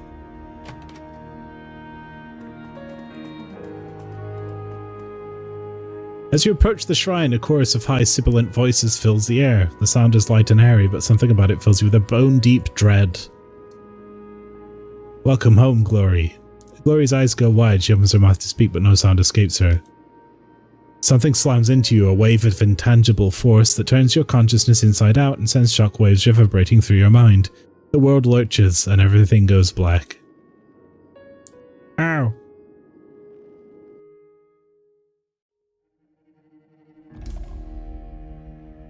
Slowly you begin to stir. Murky, flickering impressions invade the oily stillness of your unconscious mind. The sensations come in waves, washing up over you and jerking you back towards consciousness. You smell acrid smoke and burning meat. The roar of distant flames whispers in your ears.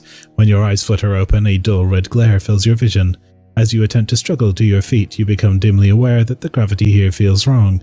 Everything is heavier than it should be.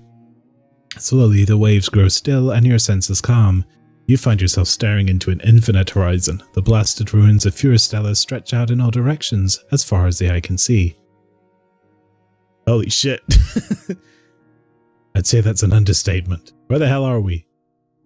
I can't say for certain, but there's one thing that I am sure of. Whatever this place is, the adversary holds sway here. If this is the adversary's domain, wouldn't that make this hell? No. I don't think it's as simple as that. But the spirit that we're hunting is going to be here, right? Yes, it should be here, somewhere.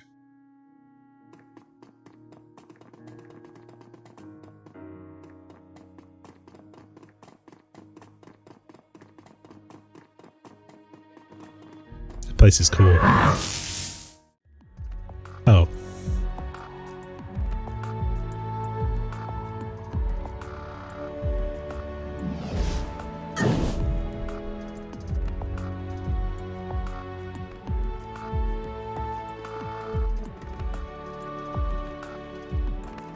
Real nice.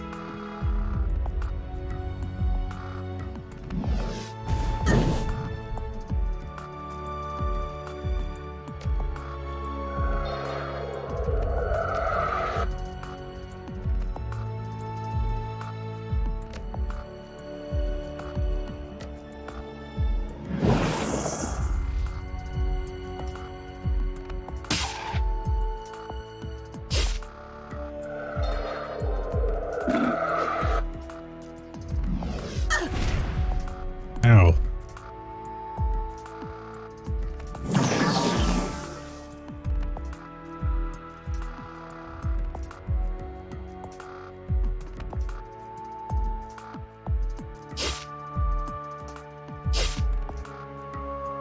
Mess.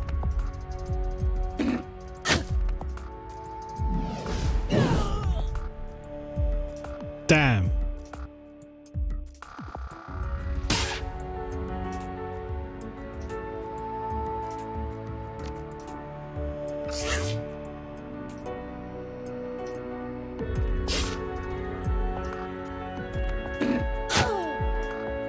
Damn! Why are they doing so much damage?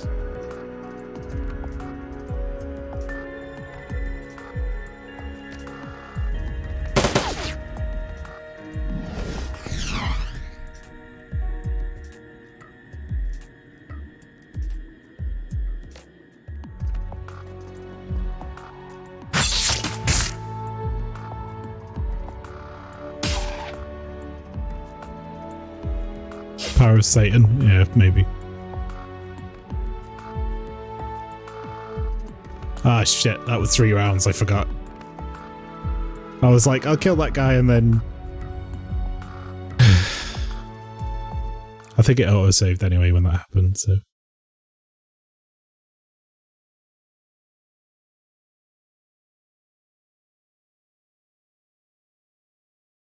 That was dumb of me.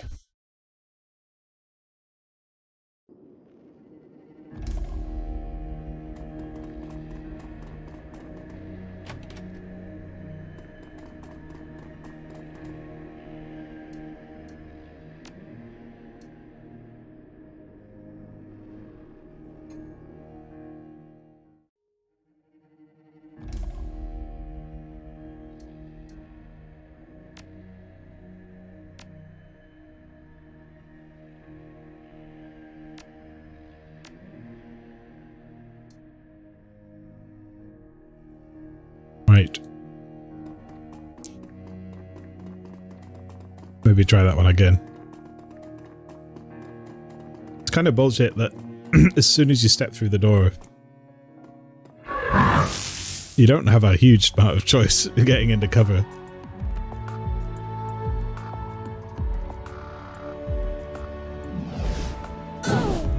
They get a free shot for a start that took all of my health.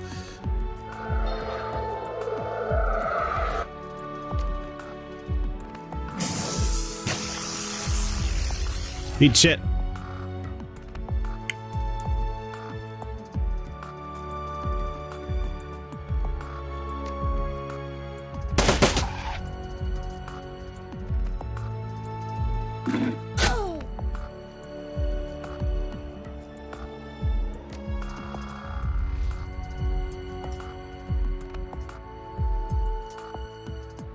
I'm not able to hit that guy.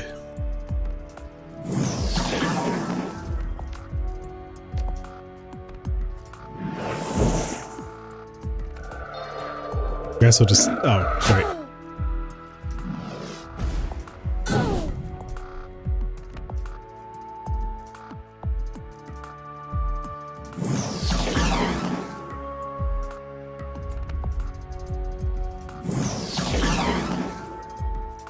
Miss. Takes so much damage from that because we're just getting critted over and over.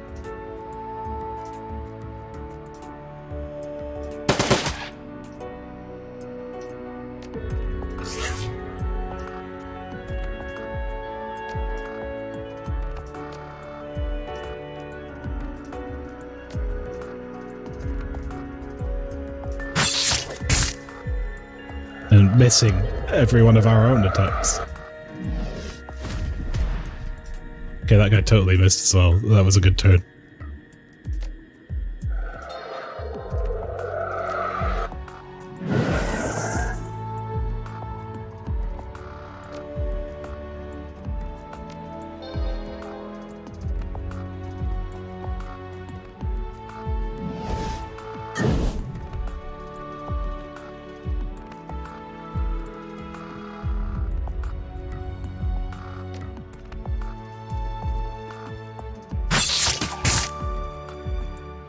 Oh wow, we actually hit him. Bam! Right. That was a bit shit. I didn't want to use a heal there, but... Oh boy.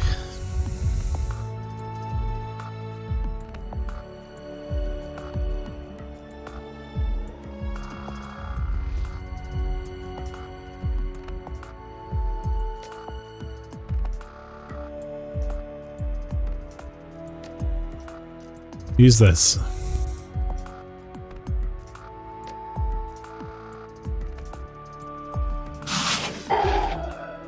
Immune. Okay, good.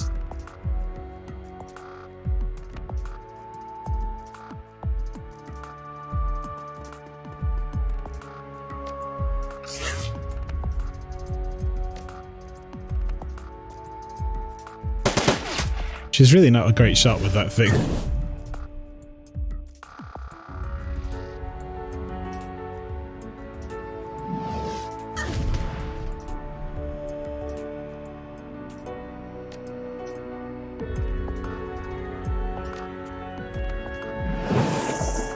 Oh, that was good.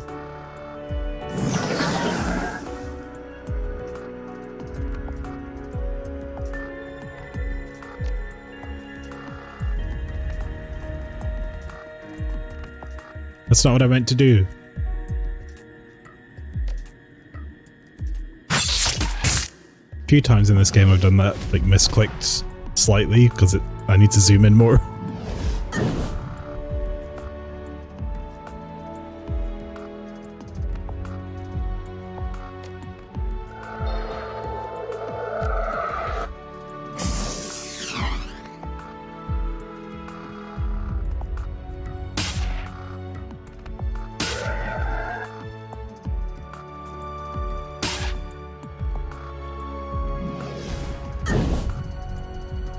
The most I've done with that attack was 54, I think, or 55, which was with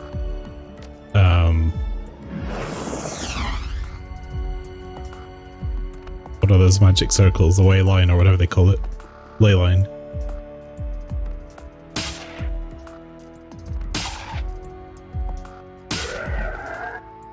Okay, at least we're getting healed every room.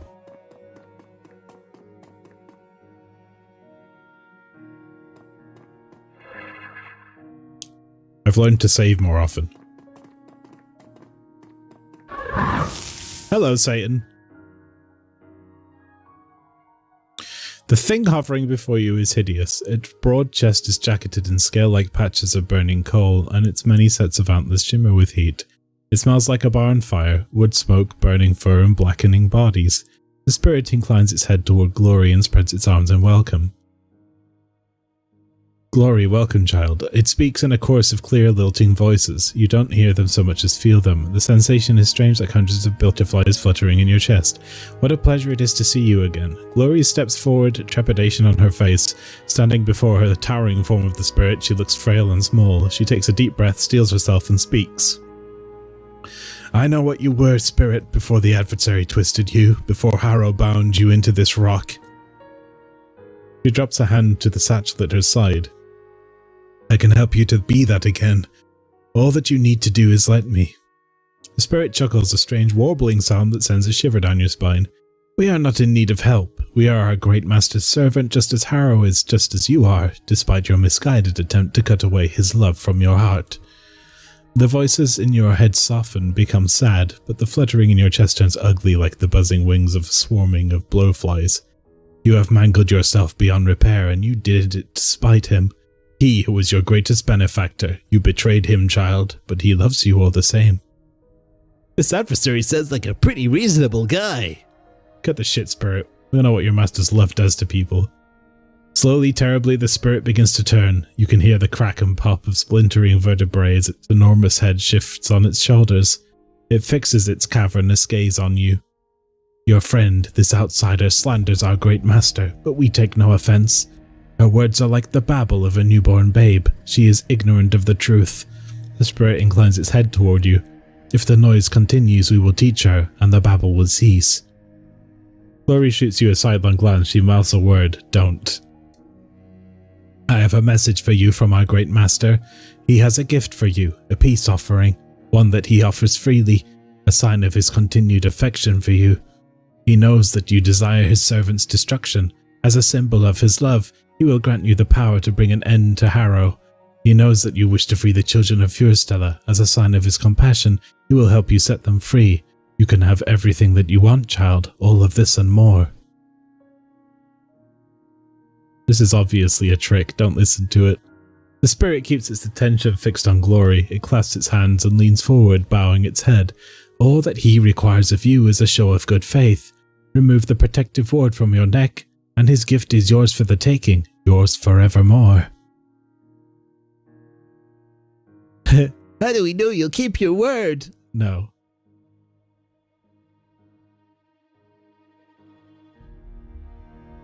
I don't think so, Spirit. We came here to rescue the children of Fjordstella, and that's what we're gonna do. That's right. She dips a hand into her satchel and produces a ceremonial dagger. The blade shimmers eerily in the light. And after we've purified you, you're going to help us do it. The spirit cackles. Very well, child. If pain is what you seek, we will bring it to you. Beneath its leathery skin, the thing's bones begin to shift, straining against the ligaments and tendons that bind them. A hideous cracking sound fills the air as its skeleton splinters and pops. As you watch, the spirit's body begins to rupture. Great lesions open up in the creature's chest and back, and its ribcage cracks from some horrible internal pressure. The spirit's chest heaves, and a foul liquid pours from the rips in its flesh. A flash of light stabs your eyes, and when your vision clears, you find 3 identical spirits floating before you. This is very cool. Death comes in many forms, child. The fluttering sensation in your chest grows into a rasping pain that steals the breath from your lungs. It feels like you're being eaten alive. Yours will be swift and brutal. This guy's pretty fucking metal, if I'm perfectly honest. Sayonara, baby. Damn! That guy got fucking shit canned.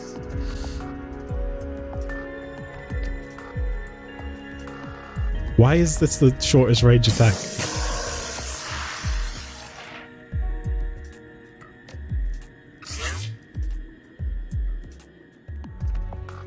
Okay, Glory, you know what to do. Slap.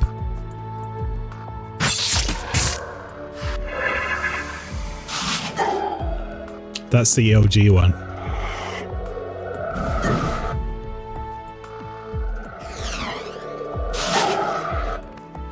Okay.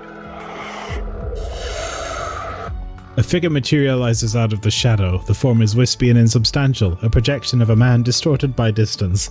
His silhouette ripples like a flag in the wind. Through the haze you can see his face. He is more beautiful than handsome, with sculpted features and an unnaturally youthful complexion. His expression is sad. Harrow. Glory. The voice is deep but faint and marred by echoes. It sounds as if he's shouting from the far end of a long tunnel. You shouldn't have come here. I was content to let you live out your life in peace. I've come to put an end to this place, Harrow. This place and your pathetic, sickening cult. I don't want to kill you, Glory, and I won't unless you force my hand. The flickering silhouette spreads its arms wide.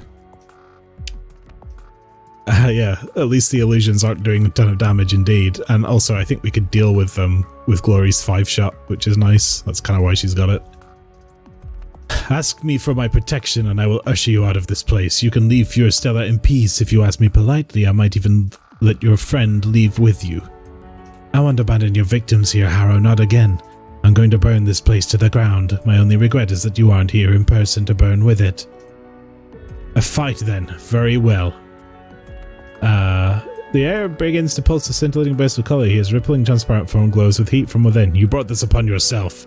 Oh, now we got Harrow to deal with.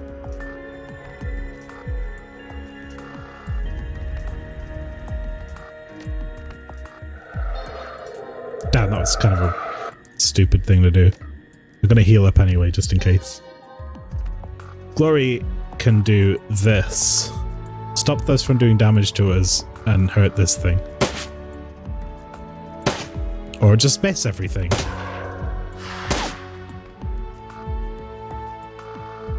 That's cool too. Point blank range, Glory!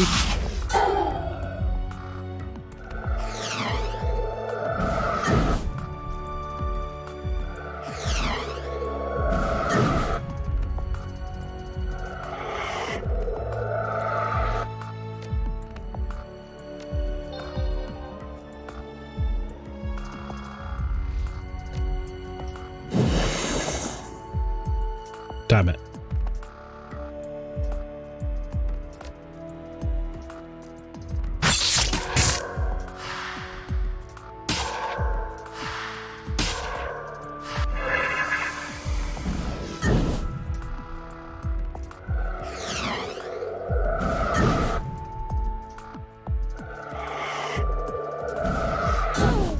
Stop hitting me!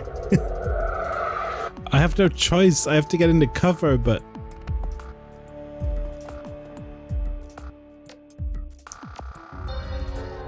There's only so much we can do.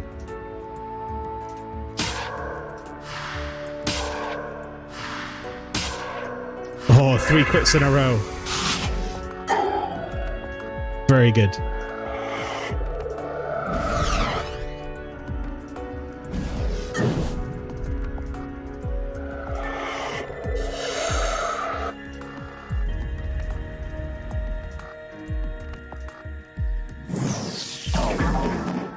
Nice. Cheeky little 24 damage hit. How about this? Oh, he gone.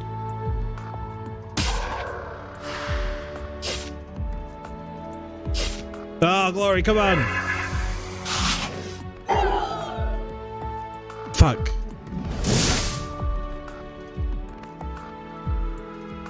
It's running around. It's quite funny. Bam! Right, there we go. Weakened, the spirit's form flickers and sparks. The burning coals that cling to its body fall off in clumps, and its searing antlers begin to cool. The chorus of lilting voices warbles and shrieks as its body transmogrifies into something else. Through the haze, you can see Harrow's eyes go wide. At once, his rippling silhouette begins to fade back into the shadows whence it came. His body becomes insubstantial. Go ahead and run, you fucking coward. Run back to the real world and whatever hole you crawled out of. We'll catch you. Shadows in the shape of a man smile back at you. The distance in his voice is increased. It sounds like he's shouting from miles away. I don't think so. You don't even know where the real me is, Glory. Oh, don't worry. We'll find you. We're good at that sort of thing. The projection flashes you a condescending grin. Believe whatever you like, fool. It wouldn't do you any good. Years from now, I'll still be doing what I do, and you will have accomplished nothing. We stopped you for now. The kids that you've lured here are going someplace safe. That isn't nothing, Harrow. It's everything. The projection chuckles. The sound is thin and hollow. You know better than that, but nothing makes me happier than the sound of you lying to yourself. Goodbye, Glory. I'm sure they'll follow us after we killed Marta. The shadow slowly dissipates and Harrow is gone. Run, coward, run far, far away. We'll find you. Glory continues staring for a long moment at the spot where his projection of Harrow vanished. Her expression is unreadable. Slowly she turns away. The spirit's writhing form continues its transformation. Twisted claws buckle, break and reform. Charred bone begins to heal. The bonfire stench of it slowly dies away, replaced by an array of more pleasant smells. Oak and pine and mineral oil. Rustic feasts and mulled wine. Delightful. As it cools, the spirit raises its head. Its body is as shaky as a newborn foal's. What has happened to us? What have we done?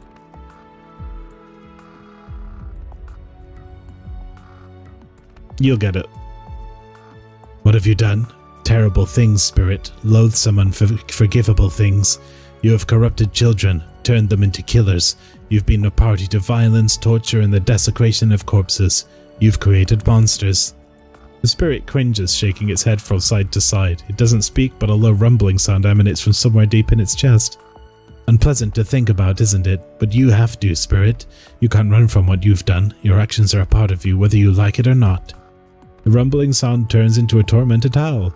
The noise conjures images of mourning mothers and caged animals, screeching orphans and dying men. It is the sound of pure, unmitigated despair. Glory takes a step toward the giant creature. Listen to me, spirit. I need your help. We're here to rescue the cultists of Furistella, the street kids whose minds you touched.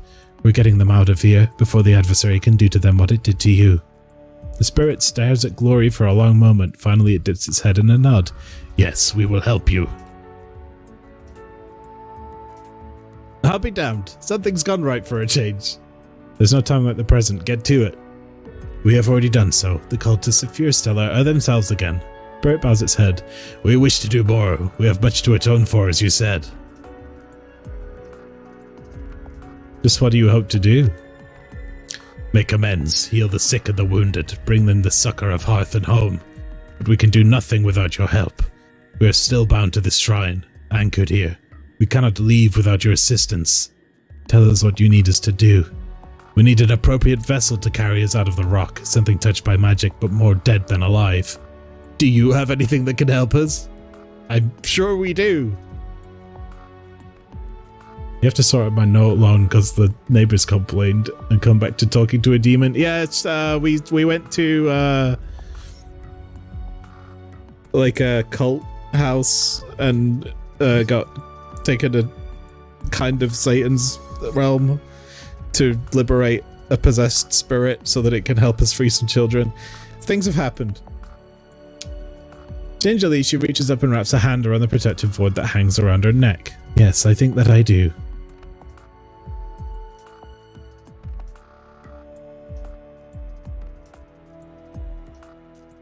I'm gonna let Glory make her choice. With a single motion, she snaps the chain. The pendant falls to the floor. The heart of Furistella lowers its eyeless head, then traces an elaborate gesture into the air. A warm glow envelops it, and a similar glow spills from Glory. There is a bright flash, and the spirit is gone. Glory, are you okay? Slowly she rises. She looks you in the eye, a quizzical expression on her face. I can feel it. The spirit. It's bound to me now.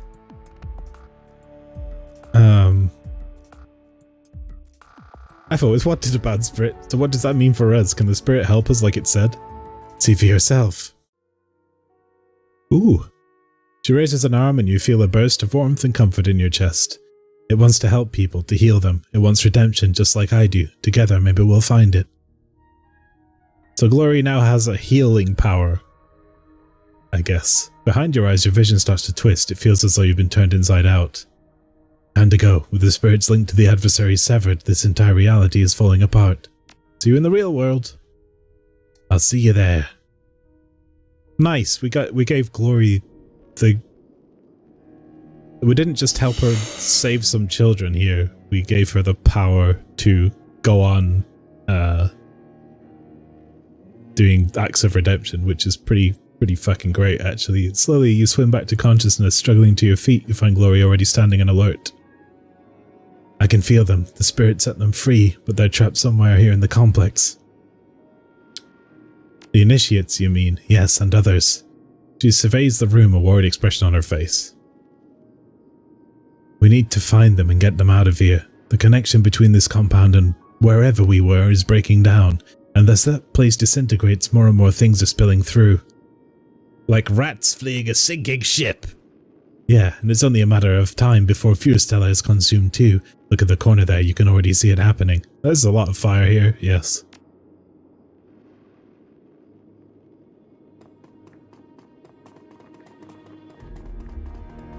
Good story.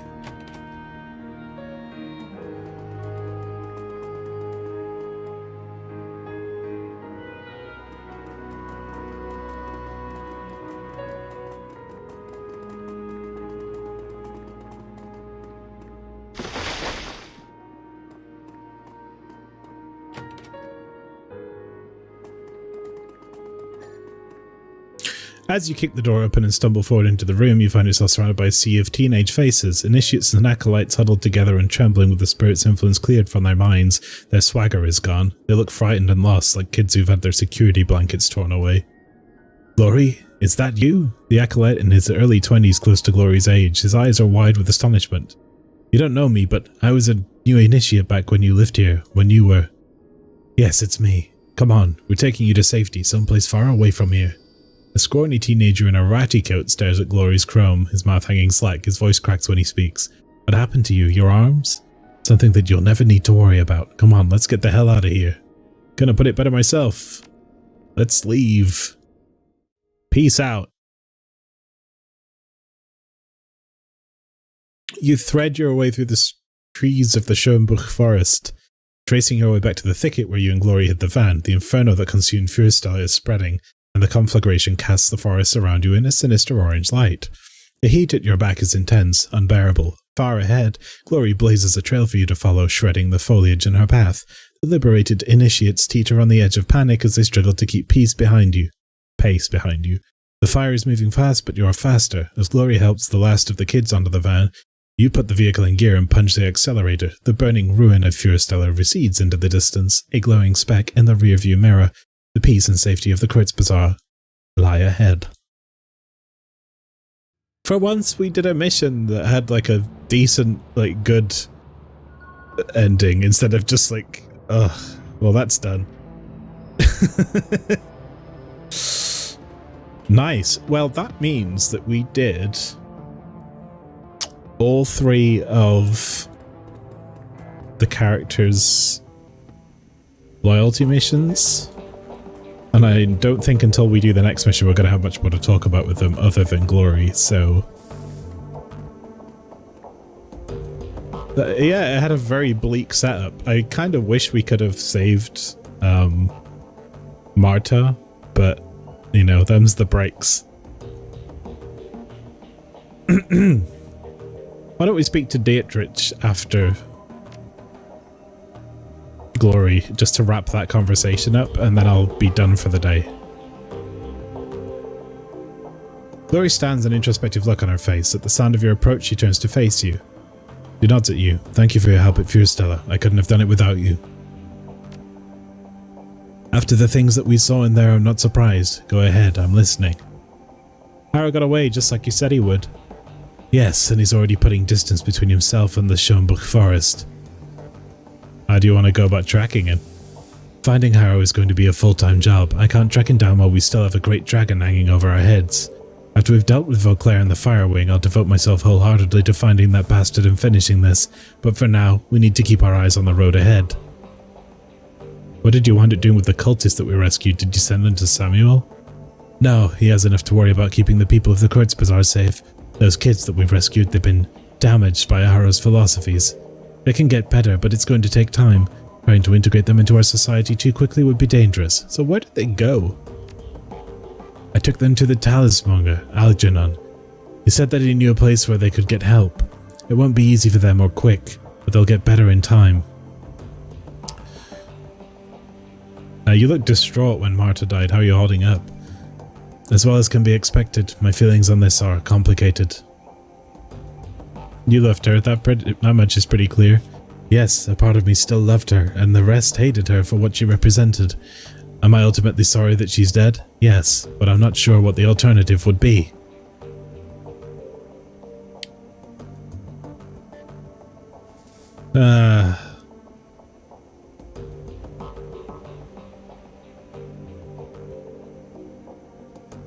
Maybe if the circumstances were different, you could have found some common ground. Maybe, maybe not. Regardless, Marta was damaged goods. I can't even imagine the amount of psychological trauma that she'd be carrying if she were alive today. It'd take her years to recover, and in that time she'd still be dangerous. All in all, it's probably better that things turned out the way they did. That's what I keep telling myself anyway. Well. Good.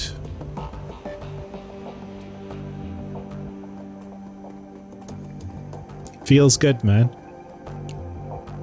Kinda. Mostly. What you need, boss? We haven't had some Diet Rich today, so let's have a little word. Any updates on Alexander? Nothing new, boss. He's adjusted. It's gonna take some time. Okay. Back when we took on Humanis, you said that you fought in the Night of Rage. I want to hear more about that. He nods, then fishes in his jacket pocket for his flask. You know what? I'm gonna do that too. I'll be back in a sec.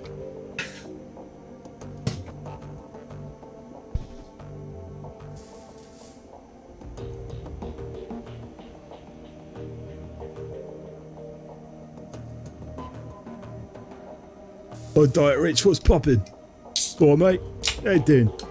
Oh, that reminds me, by the way, the bar I live near is often a place of much drama, but last night in particular was quite a good one. It was very, very violent, full of rage.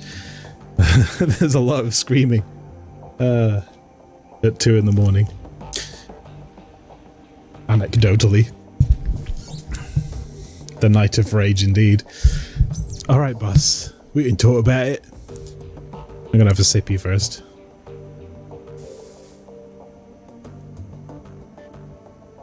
So I already mentioned that Berlin's punks and anarchists joined forces to fight off the racists, right? And after a long bloody fight, we beat them. What I didn't mention is how I figured into all of this. I'm an anarchist at heart, always have been, but at the time I fit squarely into the punk camp. I was 32 at the time. Messerkampf! I was still touring. But not as much as we did. Oh, Messerkampf was his band name. Messerkampf was still touring.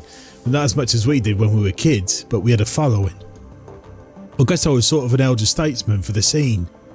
When we rallied to fight the racists, my followers came along for the ride. A bunch of young kids, all full of piss and vinegar and the immortality of youth. I was full of that good old Dragon Slayer spirit, pissed off and itching for a fight. And so I led those kids into the fray. They waded into the riot right alongside me, yelling and screaming with their fists in the air. I don't remember a whole lot of the fight itself, boss, but I do remember the aftermath. A lot of the kids that followed me had grown up listening to my music. They had all of my attitude, botchy turns, but none of them had my magic. And youthful enthusiasm is no defence against a knife or a handgun. I left the punk scene for all the reasons I told you, boss, but there was a bigger reason, and I saw it in those kids' broken bodies. This road that I'm on, it leads to the grave. I've got the power to make it a leisurely trip, but make no mistake, that's where I'm headed. Those kids tried to follow in my footsteps, and they wound up sprinting ahead of me instead. Better for me to stay out of the public eye and stick to the shadows. My stint as a role model was ill-advised. Have you put any thought into what I said earlier? Yeah, boss, I have. It's an interesting idea, but there's risks. I'm thinking this might not be the best times to approach him about it. He's the source of my magic, remember? If our discussion turned into an argument, he could take all that magic back in a heartbeat. And then where would we be? From what you've told me about the dragon, sir, I don't think he'd like the way you're talking. Since when was he ever encouraged you to back down from a fight? You've got a point there, boss. You wouldn't want me to back down ever, not even from him. Okay, so I'm gonna do this. I'll ask the Dragon Slayer about shifting priorities. I guess you'd say taking on some deserving organisation and calling off the hunt for something more impressive than the Firewing. Of course, a fight like that would never really end. I'm never going to bring down a corp or a poly club all me lonesome. But maybe it's not a bad thing. It'd take a lot of the guesswork out of life. I don't know, boss. If you have any thoughts about this, I'd love to hear them. Oh, who do I want him to destroy? Let's see. Humanus, that's top of my list. Cider Crep is a dragon-led corporation. Or keep it fluid. Stomp on anyone that threatens the flux. Yeah, I like that. Interesting. That's a different approach, but I like it. Hang on a second. I'll ask. He closes his eyes and concentrates. Minutes pass. Slowly, a smile creeps across his face. He opens his eyes and turns back to face you. Yeah, I think he'd like this plan just fine. That was it? That was all it took? The Dragon Slayer doesn't mince words, boss. If he didn't like the plan, he'd have told me. Diet Rich's grin widens. He looks more at ease than you've ever seen him. Well, boss, I've got myself a plan, and a new target to boot. That's assuming, of course, that any of us make it through our current predicament alive. You know, Dietrich, now that you've got a handle on your connection with the Dragon Slayer, you could probably reach out to your old community again. Berlin's punks could benefit from your experience. Yeah, boss, I was thinking the same thing. Maybe I could give him back a bit and, fix some of the damage I caused in my misspent youth after we finished dealing with the crisis in front of us, that is. It's a good thought anyway. I'll keep it in mind. Great. So that's the characters. Basically, it's set up the what are they going to do after we finish the game arcs. Blitz is going to go find the lady whose name I forgot. Dietrich is going to go stomp on some corporations with his punk bros. Iger's going to fuck up a crime syndicate, I think, or mafia. And Glory's gonna go and murder Jeffrey Epstein. Right. Perfect. Wonderful. With that, I think I'm done for the day. So I'm gonna go and I'll be in Discord, probably watching shit all day because it's a bank holiday tomorrow, which is wonderful. Thanks for stream. Thanks for coming. I have, once again, very much enjoyed this game. But yeah, I think we're 1 or 2 streams away from finishing. One really good one, or 2. Finn is on if I want to raid. Well, if Finn is on, I absolutely do want to raid. So let's do that.